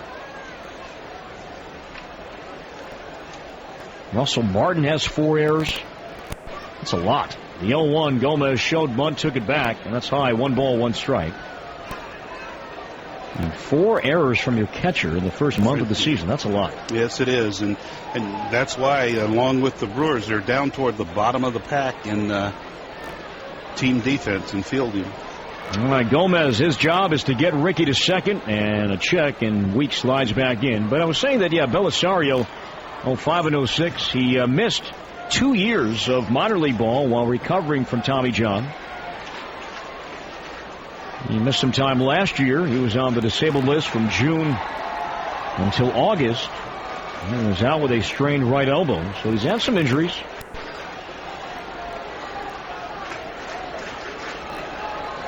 "27 years old, and again, as a rookie back in 2009. Deals 1-1. Gomez bunts, foul, back behind the plate, 1-2. Well, this is where you have to get the job done, and you're trying to manufacture a run, had the sacrifice on. You don't worry about trying to beat out a bunt for a base hit. Sacrifice, lay it down, advance the runner. Now he's behind, 1-2. Weeks was thrown out. And the pitch, a ground ball to third. This will get the job done. Blake, his only play is to first, and Gomez is out number 1. But Ricky advances down to second, and there's 1 away here in the 7th. Let me correct myself. Escobar was caught stealing earlier, not Weeks. But Weeks is now at second, and again a big Badger Mutual Insurance run in scoring position for Ryan Braun as the Brewers lead by 1 here in the 7th.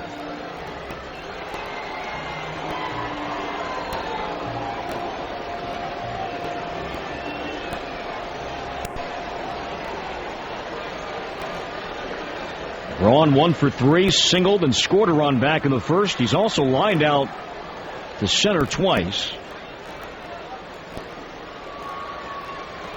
Looking for RBI number 24. Just a big hole in the right side of the infield for Braun to play with. The pitch, a swing and a miss, 0-1. As Belliard is playing behind second, and really to the right of the second base bag. But not all that far from Weeks. And Loney over at first is playing about I'd say about 30 feet wide of the bag.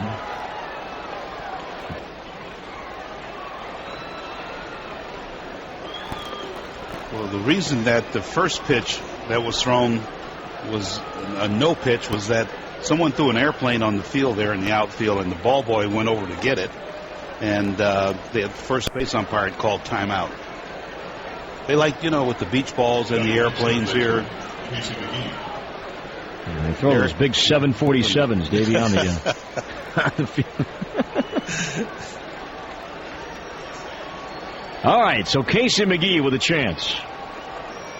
Casey hitless in 3 at-bats tonight. He is 2 out of 8 in the series.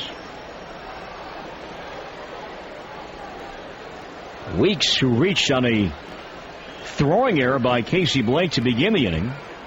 And Gomez moved him down to second with a ground out to third. Braun struck out. Fielder walked. And here is McGee in the 7th. The pitch, a swing and a miss. Healthy cut. 0-1.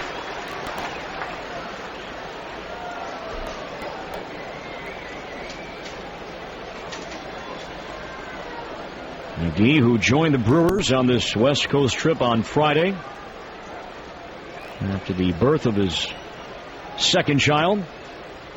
The 0-1 pitch, a ground ball to short. This will be Carroll. Flips to second for the force and the inning. No runs, no hits, an error, and a walk, and the Brewers lead 2. Brewers Radio presented by Kohl's. We stretch in Los Angeles with the score: Brewers 4, Dodgers 3. Those 800 number insurance dealer.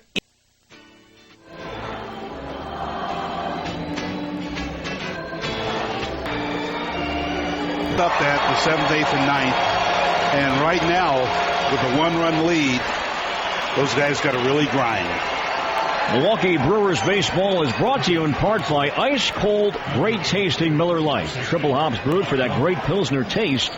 Miller Lite, great taste, less filling. Coffee has finished with his warm-up tosses. And Coffee will face the heart of the Dodgers order here in the 7th. Martin, Ethier, and Kemp, hitters 2, 3, and 4. With the Brewers leading by 1.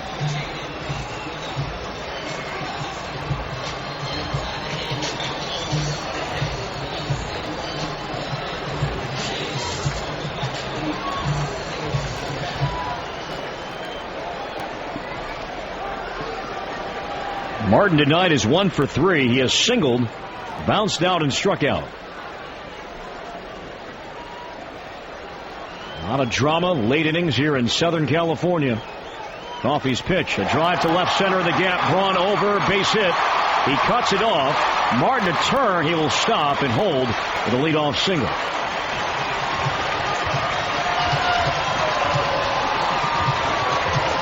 Now Martin now 2 for 4, guy that was stuck in a long slump. And a couple of hits tonight, and the Dodgers have the tying run on to begin the 7th inning. Well, Todd Coffey, a sinker ball pitcher, and got a fastball that just stayed right over the middle of the plate, and Martin was able to get the fat part of the bat on the ball. And here is Andre Ethier. 1 for 2 tonight. Officially was hit by a pitch in the 3rd. Has singled and scored a run. Coffey's pitch inside. It's a wild pitch. Getting by Kataris, and Martin advances down to second. Boy, that pitch got away from Todd. He wanted to come inside to Ethier, but ball just really cut on it and cut away from Kataris.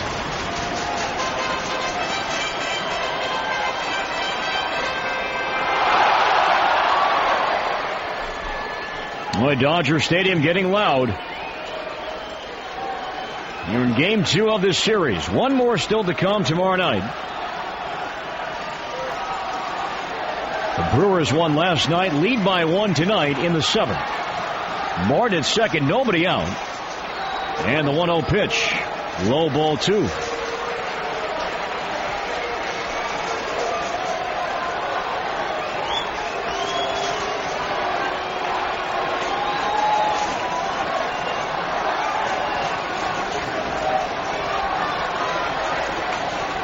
Got to be careful with this guy. Hitting .363 for the year. The leg kick, the 2-0 pitch, ball 3.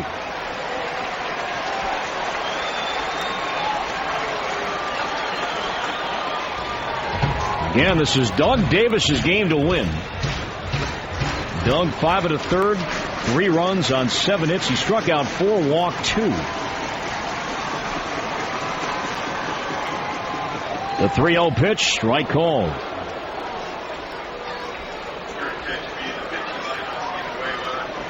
As for the Dodgers starter, Chad Billingsley, he worked 6 innings, 4 runs on 7 hits. He walked 2, struck out 3.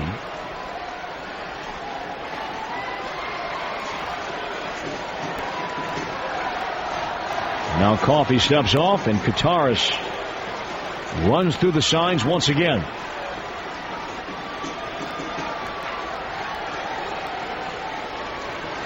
Fourth, 3 in the 7th. The Brewers lead by 1. And the 3-1 pitch, strike 2, off speed, good slider, 3-2. Oh, that was a very good pitch. You know, Ethier's sitting on fastball, looking for something to pull or go deep. Backdoor slider.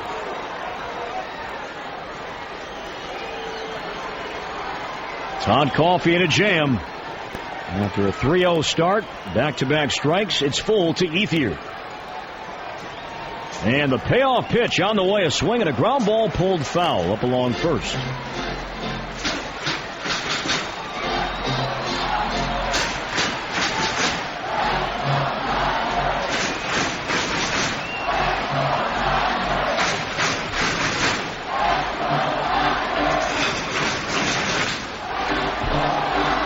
Coffey, a new baseball from home plate umpire Alfonso Marquez. Now he's back on the mound.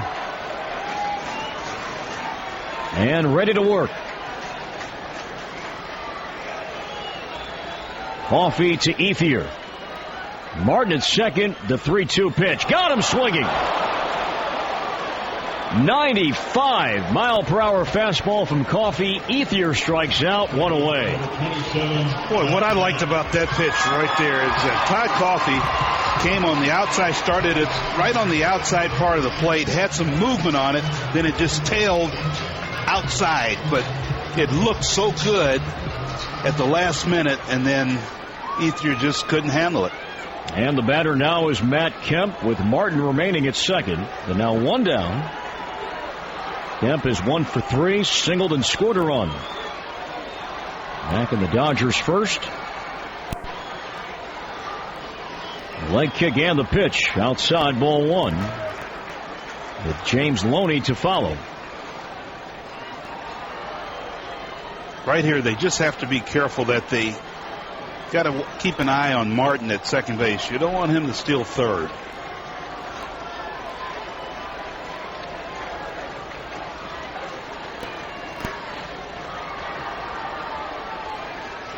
And the 1-0 to Kemp. A swing and a foul. First base side. That'll reach the second deck. 1 ball, 1 strike. Martin with 1 steal this year, but he's crafty. I think that's the word to use for Martin, Davey, when he's on base. He'll pick his spots. Well, he certainly will, and that's the thing. And what I've watched, I saw Todd Coffey take a couple looks just to stop his movement. So they are paying attention. But if they don't pay attention, he will steal third.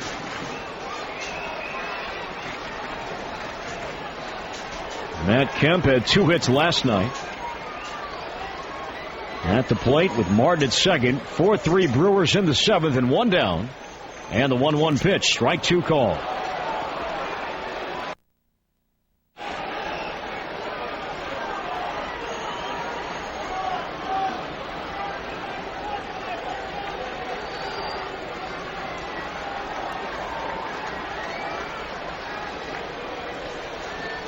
Let's see. Coffey. Does he go fastball? Does he go slider?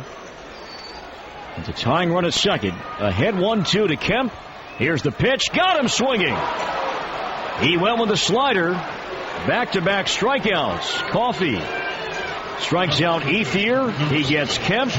2 down. Here's Loney. It was almost a backup slider. He started it right at Kemp, but came right back inside. Just stayed right there.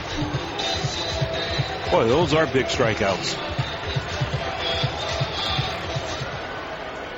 Now let's see. Decision time for the Brewers with first base open and the left-handed hitting James Loney up.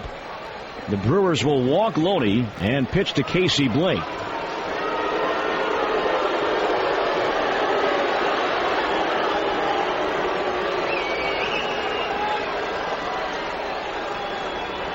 Guitaris extends his left arm. And there is ball 2. Looking at the splits this year with Coffey, Davey. Lefties only hitting 182 against him this year, as opposed to righties batting 250. Well, you just play the percentages here with first base open. Exactly, Corey. I think that's what Ken Maka's doing, playing the percentages and banking that Coffey against Blake. He likes that matchup. And there is ball 4, so Loney draws a 3 intentional pass. And here is Casey Blake and Rick Peterson going out for a quick trip to the mound as they want to talk strategy and make sure they're on the same page and discuss how they want to work Blake. Well, and that's the thing. It's just make sure they're on the same page. Probably Rick is probably going out there and saying, hey, look, this guy's going to try to ambush you first pitch. You can't throw a cookie. Blake drove in his 16th run back in the first. A 2-out RBI single to left. He is struck out and fly to center. All right, meeting over. Peterson jogging back to the first base dugout. Weeks was in on that conversation as well. He is back at second. And Guitaris back behind the plate.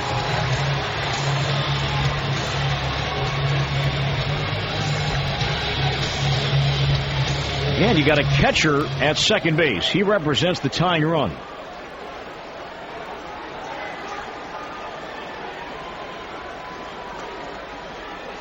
So base hit is no gimme. Righty versus righty. Coffey to Blake. Here's the pitch. Strike called. Fastball on the inside corner. 0-1.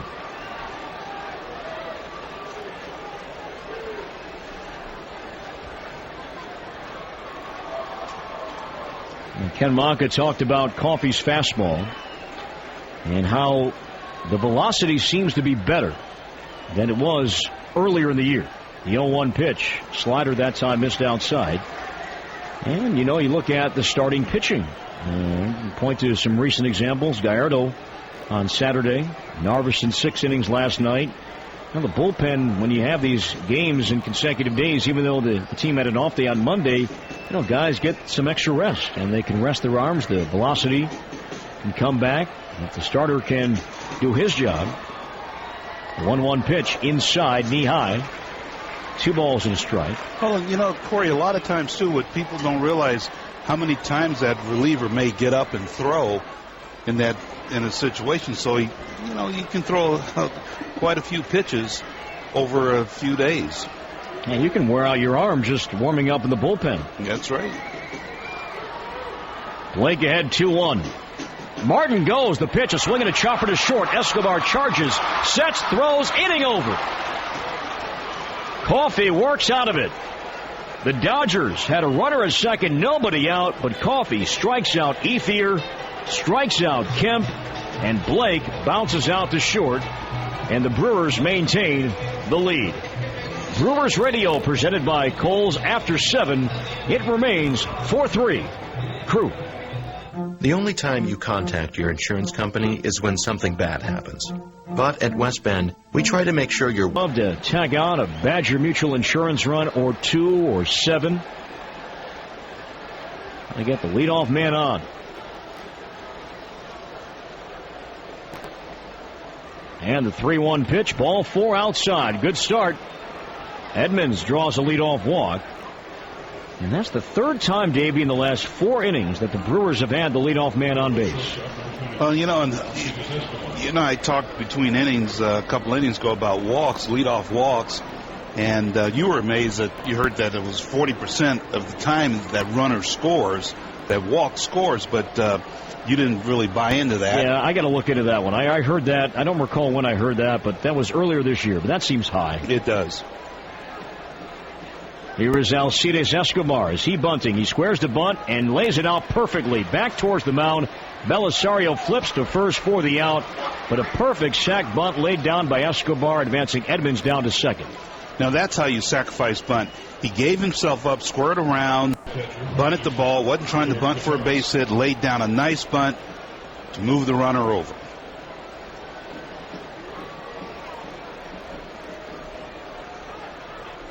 So Edmonds now at second, one down for George Kataris. He's doubled, walked, and struck out tonight. And the pitch missed outside, ball one. Kataris now hitting .259 for the year. And the pitcher spot due up next. It looks like that's Craig Counsell. He is in the on-deck circle. He would hit for Coffey, as Hawkins is warming up in the pen. Upstairs, ball two to Kataris.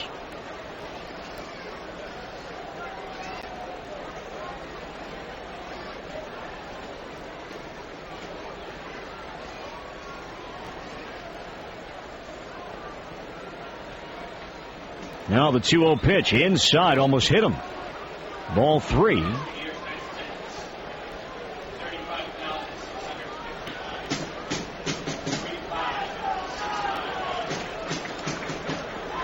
Over 35,000 tonight. And the 3-0 pitch, ball four outside. Second walk this inning issued by Belisario. So Kataris at first, Edmonds remains at second, and here is Counsell. He is hitting for Coffey.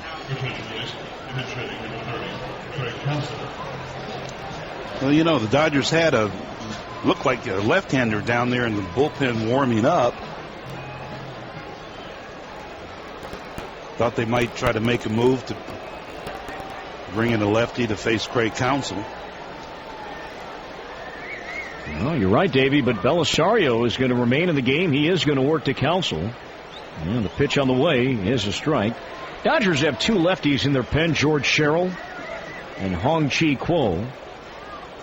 Again, from our broadcast booth, we just can't make out names or numbers. And the 0-1 pitch, a ground ball, base hit to right. Rounding third, heading home is Edmonds. Ethier's throw to the plate is on line, and Edmonds scores. Standing up, RBI single, Counsell, and the Brewers now lead by 2, 5-3 here in the eighth.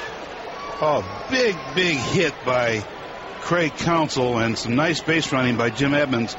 But clutch hit. Boy, Craig Counsell has just been so good all year. No slide for Edmonds on the throw home from Ethier. And Loney did not cut that ball off, so advancing to third in the play is Kataris. And now Ricky Weeks is due up. And let's go back to your point that interesting that, again, Joe Torre did not go with the lefty to pitch to Counsell. Well, it really surprised me because Craig Counsell has done a great job coming off the bench and hitting, and I just thought I could see there was a left-hander down there had been warming up and was heated up, but did not make the move.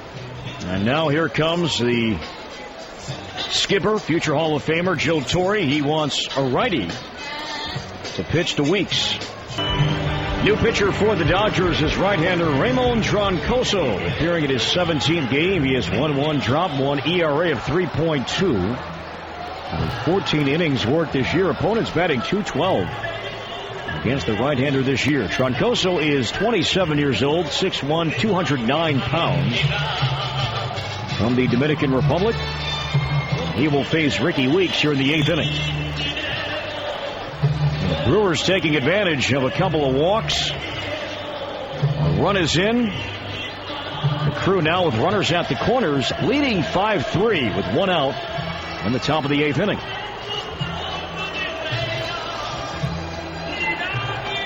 The RBI for Counsell is 9th of the year. He is now at first, and Kataris over at third as Ricky steps in. Officially 1 for 3 with a run scored, a single, a walk. He reached on an error, a throwing error committed by Casey Blake his last time up. This is righty versus righty. Troncoso set and the pitch. Check, swing, strike. With 5 runs tonight, the Brewers have scored the George Webb's Burger Run. That means, again, you'll get 6 burgers for $5 until midnight tomorrow. And George Webb's.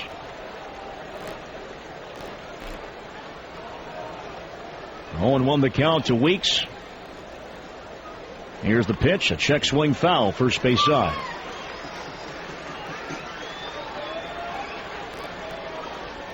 Again, Hawkins is ready in the bullpen beyond the wall in right. He will work the 8th. Right now a 2-run lead. Hopefully it'll be even larger.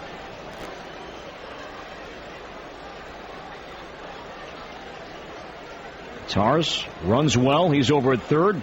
The 0-2 pitch, a ground ball left side, base hit left field. A run is in. RBI single for Weeks. 6-3 Crew. Boy, good job by Ricky Weeks. Troncoso tried to sneak a fastball in on 0-2, and I tell you what, Ricky was ready for it and got it. Drove it into left field for a base hit. Big run. So Counsell down to second. And the batter is Carlos Gomez.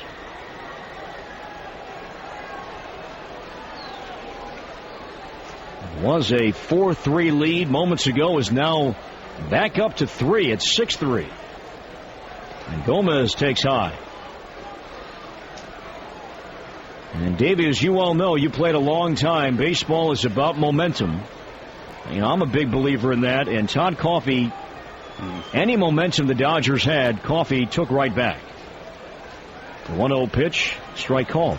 Well, he certainly did, and he controlled that inning, especially when they had a runner at second base and nobody out, and really turned the tide by the 2 strikeouts and a ground out.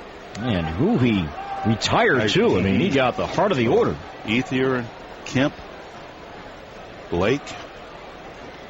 And the 1-1 pitch, a chopper left side towards the hole to his right. Carroll, second one. The relay will not be made. Good slide by Weeks.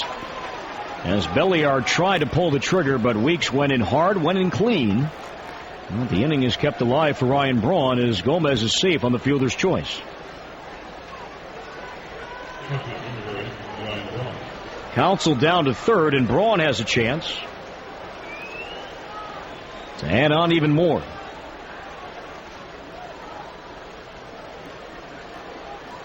The 2 runs in, both charged to Belisario. This is still Doug Davis's game to win.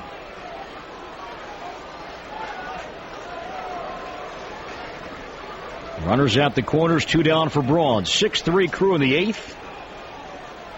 Martin sets up outside the pitch. Braun, a ground ball right side, base hit right field. Counsell scores around second, heading for third is Gomez. Now he's caught between the bases. Throw back to second. He's going to dance around. Charging back to third. Now Gomez back to second. Nobody covering. He slides in safely.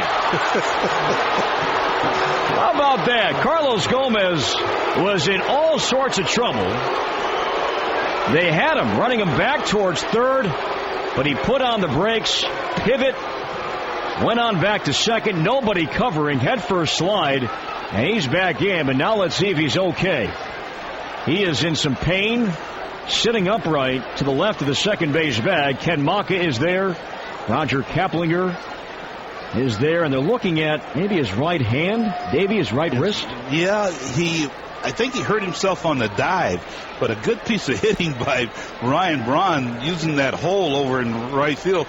And what happened was that when Gomez rounded second, he slipped, and then he got in the rundown. And I tell you what, reminds me way back in the day when you see Willie Mays or Jackie Robinson getting in a rundown, we call that pickle, and get out of it. But he went to dive back and slipped and fell, but I don't know. He could be just tired.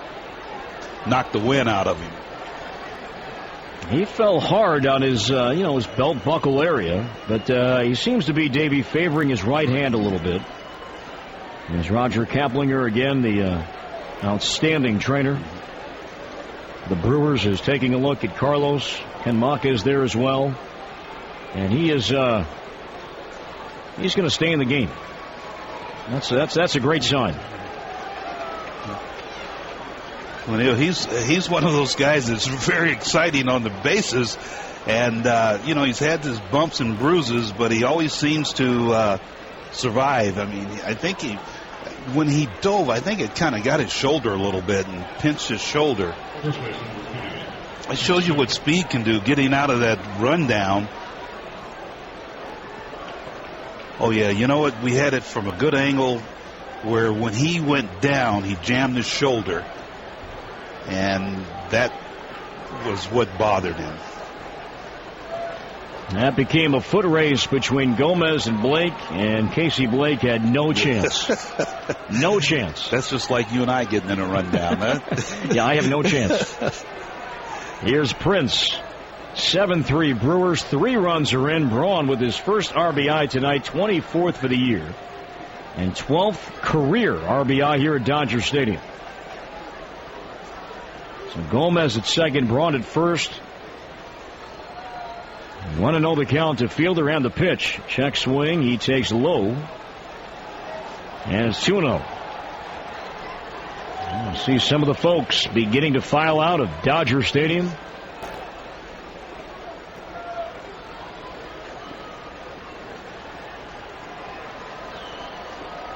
Three RBI singles in this 8th inning. Counsell, Weeks, and Braun. And the 2-0 pitch. Look out inside, ball 3. With Case and McGee due up next.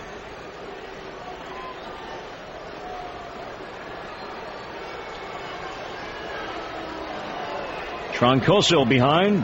The green light Prince, you bet. The 3-0 pitch. He takes ball 4 outside. You know, Corey, we talked about the walks, the leadoff walks and everything, and so far the leadoff walk in this inning has scored, plus the walk to Kataris. Kataris has scored. I don't know what it is, and I'm sure there's a stat for it, but you'd really have to dig deep to find it. But it seems, I don't know, Davey, that walks late really come back to hurt you more than they do perhaps earlier in the game. Right, because now when that happens late in the ball game, it's a close ball game, and you sacrifice guys over. He takes inside. That was starting off at his chin. He ducked back, ball 1. What about the pressure, too? I think that, players, they have to feel it, as Rick Honeycutt, Dodgers pitching coach, going out for a quick trip to the mound, but the pressure certainly builds up later in the game as well. Well, it certainly does, and the thing about it, sometimes pitchers try to be too fine and try to make a pitch, and they ended up walking because of the situation. But it's so, from that 7th inning on, that's when you don't want to be walking any guys. I mean, it's it was a pretty close ball game, but now the Brewers have scratched and now have a 4-run lead. Honeycutt back to the third base dugout while we have some time. 10 seconds for station identification on the Brewers Radio Network. This is your news, weather, and traffic station, and the home of the Packers, Brewers, Badgers, and Bucks. News Radio 620 WTMJ, Milwaukee. Fastball high, ball 2, 7-3 Brewers. 7 runs thanks to 2 innings. 4 in the first, and now 3 here in the 8th. And they're loaded. For McGee, the 2-0 pitch, a swing and a pop fly foul. That's going to reach the seats and land out of play. Back behind the plate, 2-1. I like the idea there from McGee, Davey. If you're a slugger, you got a guy that is having trouble throwing the ball over the plate, sitting 2-0, why not? Well, yeah, especially if he throws it right where you're looking. You just Casey was just a hair late on that, but take a hack at it. Leg kick, the 2-1 pitch. A soft fly, right center field. That's going to drop. Base hit. Gomez scores. Here comes Braun. 2-run single McGee. It's 9-3 Brewers here in the 8th. Casey McGee fought off a fastball right off the inside part of the plate and on the label, but was able to muscle it out there in right center field.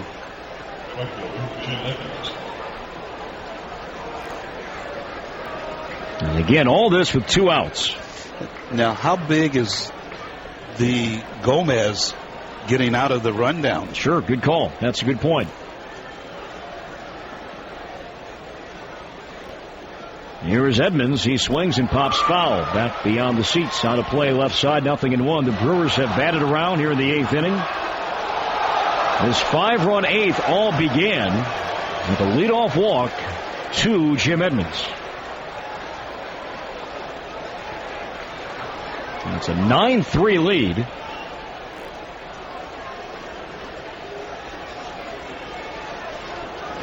McGee now with 23 RBIs. He's 1 behind Ryan Braun.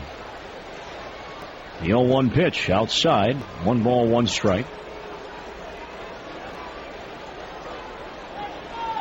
Braun, the team leader, in runs batted in, but again leads McGee by only 1. Fielder at second, McGee at first. 2 down in the 8th, and the 1-1 to Edmonds. A swing and a high pop fly, shallow left. That's going to slice out of play. It's 1-2. You know, I was just thinking, you know, we talked about the Gomez rundown. I thought that was a big key, but I also thought the other key was Joe Torre not bringing in the lefty to face Craig Counsell. It looked like he had a lefty up. Not sure if it was Hung-Chi Kuo or George Sherrill, but he stayed with the righty, Belisario. The 1-2 pitch. Edmonds taps foul at the plate. And Counsell drove in the Brewers' 5th run with that RBI single to right. And then we saw Torre make the change. With Weeks at the plate, he brought in the righty Troncoso. And the Brewers have had success against him. And the 1-2 pitch. A swing and a drive to left. Hit well. Johnson going back. Shy of the warning track. Johnson makes the catch. That ball just kept carrying and carrying. And Johnson made the catch. Maybe right foot on the track, left foot on the grass. And the inning is over. But the Brewers bat around. They get 5 runs on, count 'em, 1, 2, 3, 4 hits. Leave 2. Brewers Radio presented by Kohl's. After 7 1/2 played in LA, our new score, Brewers 9, Dodgers 3. By walks. And now Rick Peterson going out. He's been busy tonight. Another quick trip to the mound. And while they talk, we can tell you that fresh is best. Like fresh, crisp kraut, sauerkraut stacked high and a tasty using your brat hot off the grill. Always good when you add a little Silver Spring beer and brat mustard. And you know what? You got yourself a meal. Great for tailgate parties, backyard barbecues, or right now, great tasting using your sausage. So the Dodgers making some noise here in the 8th. That's why every run is so important when you get it late. Getting all 5 of those runs. Lead is 6. Paul bats from the left side. The kick and the pitch. Strike called. Xavier Paul for the year hitting .238. He's been in left field a little bit while Manny Ramirez has been on the disabled list. This is his 7th game overall this year, 22nd at bat.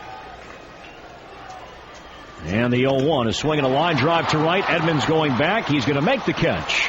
We're out number 1. Back to second, Belliard. Carroll remains at first, 1 away.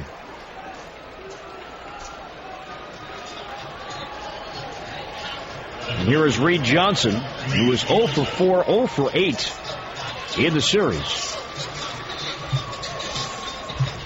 Just in case, Claudio Vargas is up and throwing.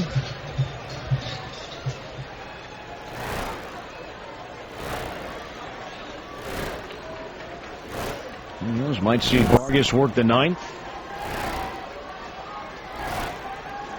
Righty versus righty. Johnson with the blue socks pulled up just below the knee. Takes a called strike. Well, if Claudio works the ninth, then that means it's not going to be a save situation, and the Brewers still have a good sizable lead. Dave Bush and Sean Eli set to work the finale tomorrow night.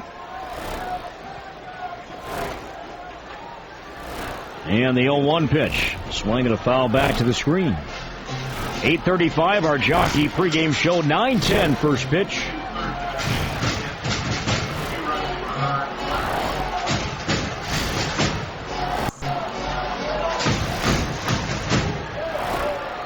And then it's on to Arizona.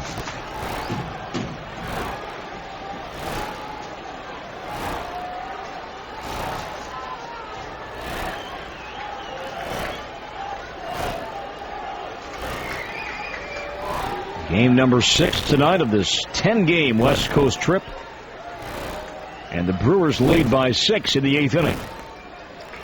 And the 0-2 pitch. A line drive, slicing foul. Right field side, landing out of play.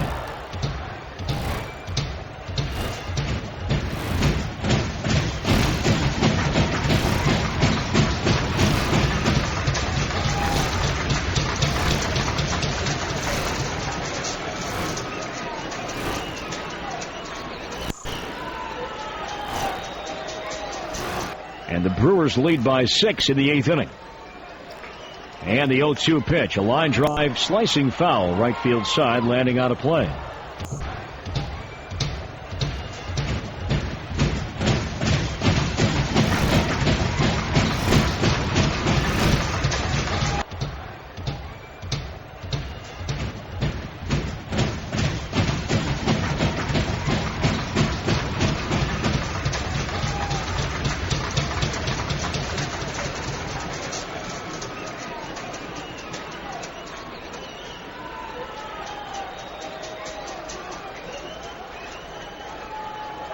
Crew looking for win number 12. Trying to get back to 500. That has to be the mindset right now. Getting back to 500. 11-15 for the moment. Again, the 0-2. Strike 3 called. Breaking ball. Got Johnson looking. 2 down. You know, and how you do it to get back to 500 is winning series. You know, and because sometimes it's not tough. Or it is tough sometimes to go on a 8-9 game winning streak, but if you can win 2 out of 3, then you slowly creep up there to the 500 mark. There is Russell Martin, who's had a good night, 2 for 4. He was struggling coming in. A couple of singles. He's bounced out and struck out. Belliard remains at second. Carroll still at first with 2 away in the 8th. Hawkins to Martin, the kick, and the pitch on the way. A swing and a miss. 0-1. Fastball from Hawkins at 89 miles per hour.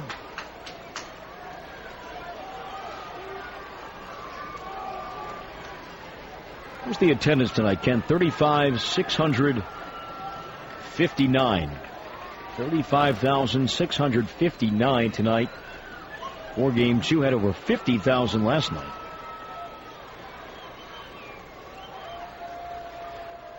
And 0-1 pitch upstairs. 1 ball, 1 strike.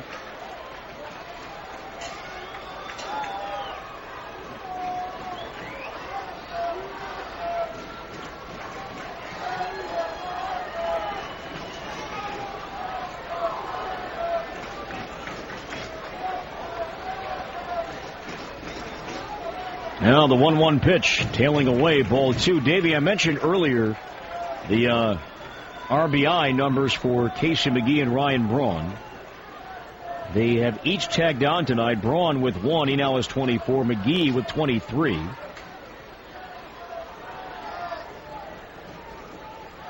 So that's 47 combined for both. The 2-1 pitch fouled back. Look out. Everybody okay? Skipping over towards the seats behind home plate.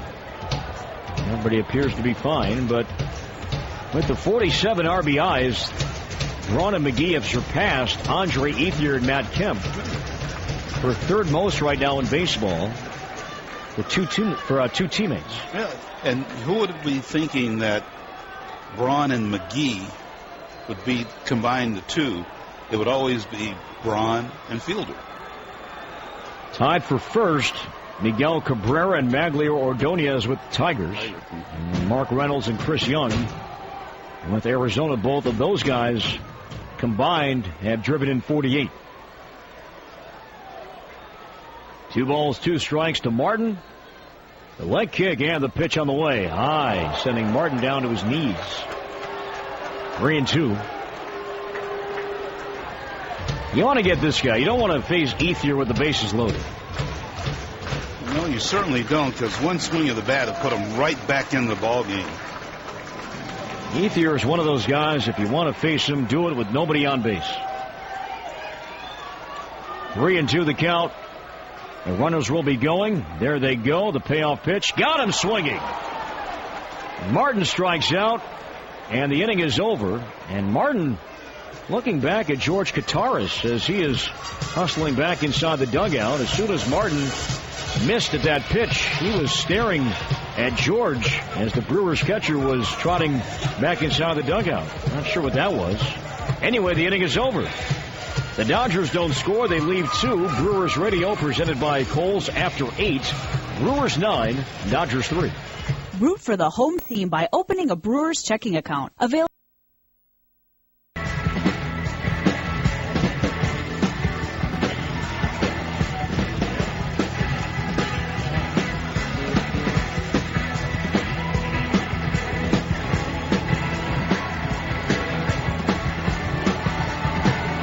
Now pitching for the Dodgers here in the 9th inning is veteran left-hander George Sherrill, who, as Davey and I have discussed, is not throwing the ball well to begin his 2010 season.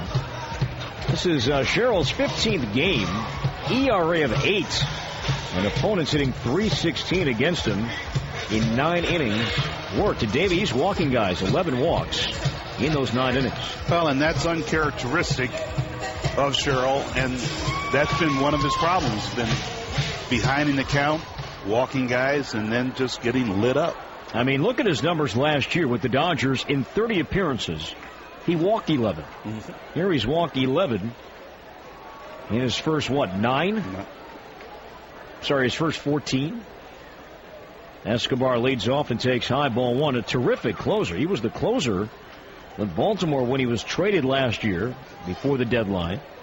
Saved 20 games with the Orioles. And the 1-0 pitch. Breaking ball missed. Down and in. 2 balls and no strikes. Now with Jonathan Broxton, great closer. He wasn't going to take him out of that role, but a good setup man. Yes, exactly. The 2-0, ball 3. And I don't know if it's just changing leagues, but his command, George Sherrill's command, has not been very, very good at all. The 3-0 to Escobar is a strike. 9-3 Brewers. We're in the 9th inning. Escobar laid down a nice sac bunt back of the 8th in that 5-run 8th inning. A 3-1 pitch inside, ball 4. So Escobar draws the leadoff walk. You know, Ken Monka, Davey, we've seen quite a few walks tonight. Billingsley walked 2, Belsario walked 3, Troncoso walked 1. That Ken Monka had a meeting with his players, I want to say before this series began, and just reminded the guys not to expand your strike zone. Escobar at first, leading by 6 in the 9th inning. You don't expect him to run. And all it is being patient and get good pitch selection. Breaking ball, strike 3 looking. And Kataris is out number 1. Here in the 9th inning, Brewers lead by 6, 9-3. And Corey Hart is going to pinch hit for LaTroy Hawkins. Hart was in right field last night in Game 1 of this series. And was 1 for 4 with a walk and 2 runs scored. Pitch, fastball low.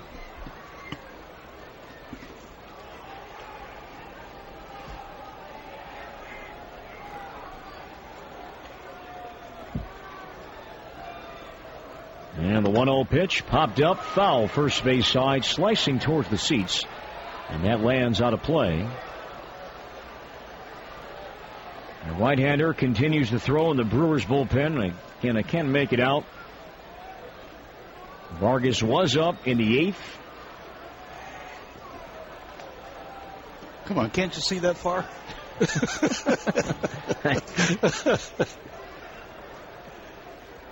The pitch missed outside, ball 2. That's a good, I'd say, 450 feet away. Yeah, I know. If not more.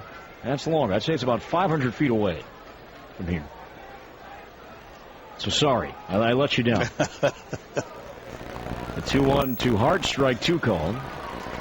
Corey with the Blue Sox pulled up just below the knee.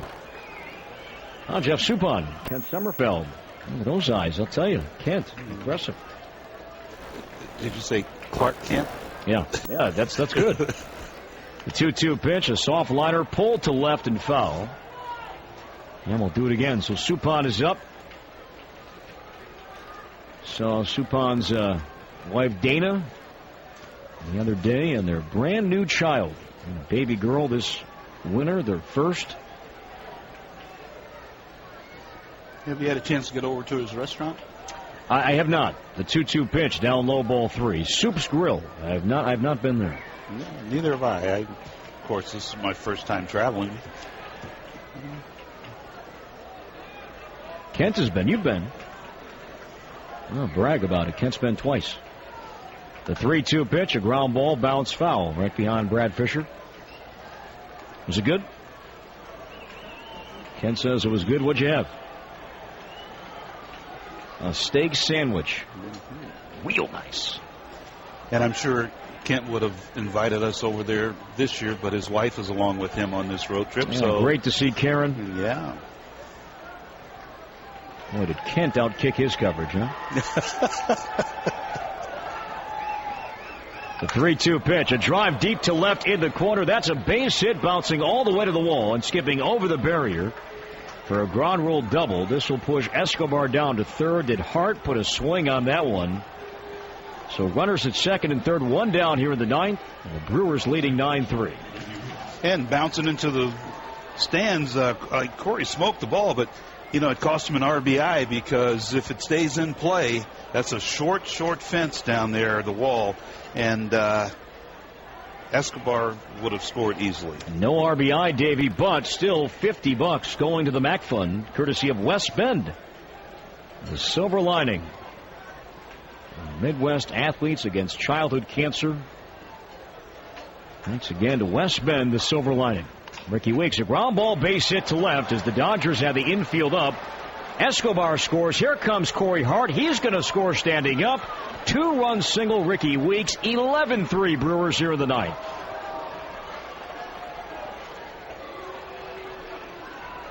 Ricky with his third RBI of the game after driving in 2 here in the 9th. Had an RBI single back in the 8th. Boy, how quick can things turn around for Ricky Weeks, where last week he was really struggling at the plate, and boy, just recently he's just starting to swing the bat a lot better. So 11 runs for the second straight night here at Dodger Stadium. I'm sure we'll have all sorts of statistics for you about the number of runs the Brewers have scored so far in this series, but as this is not Carlos Gomez, Jody Garrett is hitting for Carlos. We'll have to see if he is okay, as he was shaken up back in the 8th inning. The 0-1 to Garrett is down low, ball 1. But I'm willing to say right now that not many teams, visiting teams, have done what the Brewers have done so far in this series, scoring at least 22 runs in the first 2 games. The 1-1 to Garrett, strike 2 call. No, you're right. I would take my chances to bet that might be the Brewers are the only team that's done it here. The 1-2 pitch is upstairs, ball 2. I'm sure teams have had, some good, series and have put up a lot of runs, but I'm wondering how many in consecutive nights have put double-digit run tallies. The pitch, a ground ball off the end of the bat towards the hole. It's short, bobbled by Blake. Everybody's safe. And this 9th inning continues. I don't know if Garrett broke his bat or if he got that one off the end of the bat. Had an odd sound. Not hit all that sharply, but right in the hole. And Blake, the third baseman, went to his left. Made a backhanded stop and tried to make a spinning throw, but he just lost the ball as soon as he planted that left foot.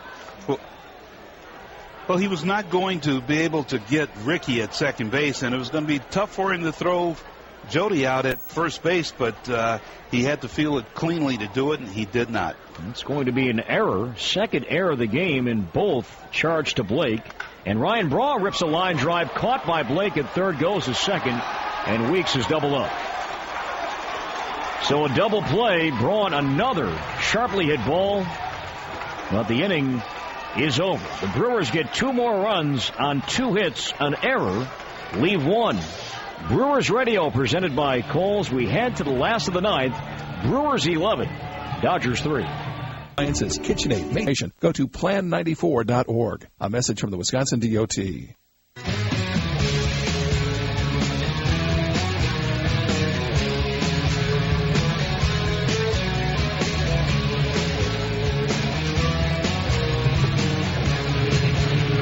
These changes for the Brewers in the last of the 9th inning. Jeff Suppan is on to pitch.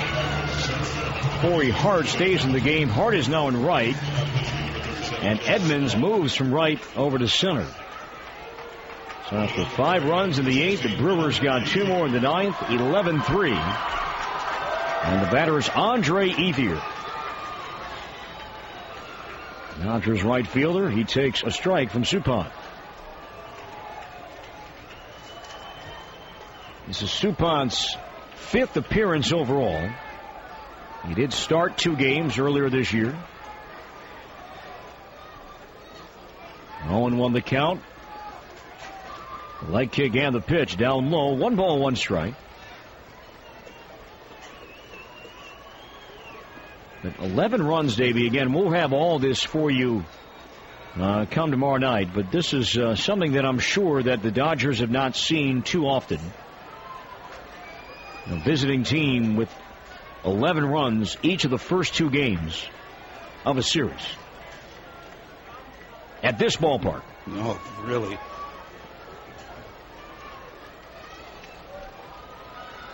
Two balls and a strike to Ethier. 11-3 crew in the 9th. Leg kick and the pitch on the way. Line to right, a base hit. Again, that's why you want to face this guy. Nobody on base. Ethier, his second hit, on base for the 3rd time. And here's Matt Kemp.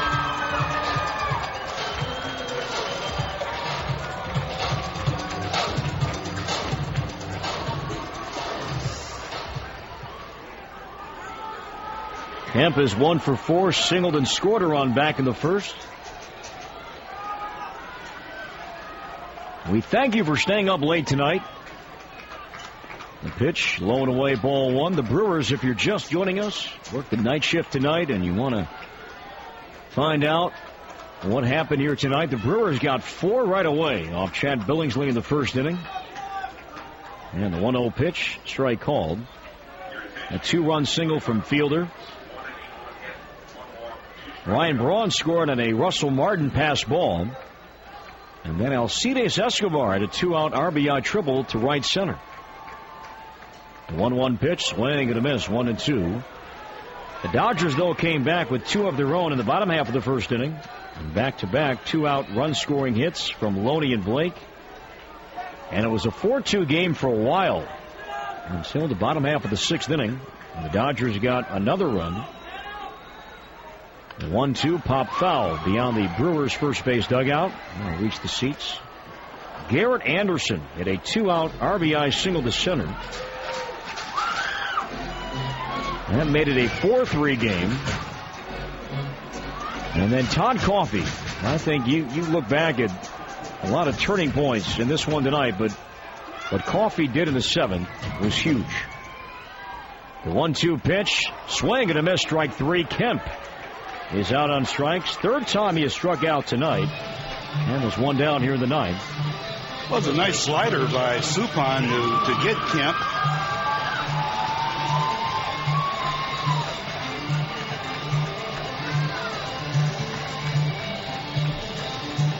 Yeah, but Coffey there in the 7th inning. Again, it was a 4-3 game. Russell Martin was at second with nobody out. And Coffey struck out Ethier. He struck out Kemp. And then later, Casey Blake bounced out to Escobar. And the Dodgers did not score. And the pitch to Loney missed outside, ball 1. And then the Brewers took that momentum with them to the plate in the 8th, scoring 5 runs on 4 hits. Counsell a pinch hit, RBI single to right. And the 1-0, a line drive base hit to center. Ethier down to second. And the Dodgers have 2 on here in the 9th inning. Weeks an RBI single. Ryan Braun an RBI single. Casey McGee a 2-run single. All part of that 5-run inning. That made it a 9-3 lead. Then 2 more in the 9th. On Ricky Weeks. 1 out, 2-run single to left.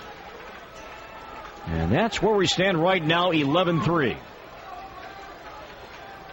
2 on, 1 down for Casey Blake. Suppan's pitch, a ground ball to short. Escobar to his right. The second one, the relay to first, double play, and the ball game.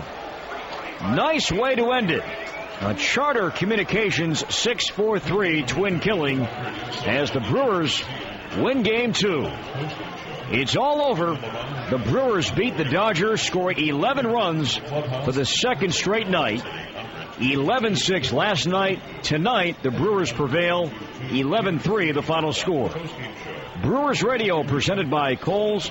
Back with the totals and summaries after this on the Brewers Radio Network. Here are the totals for the victorious Milwaukee Brewers. 11 runs on 13 hits, no errors, and 10 left on base.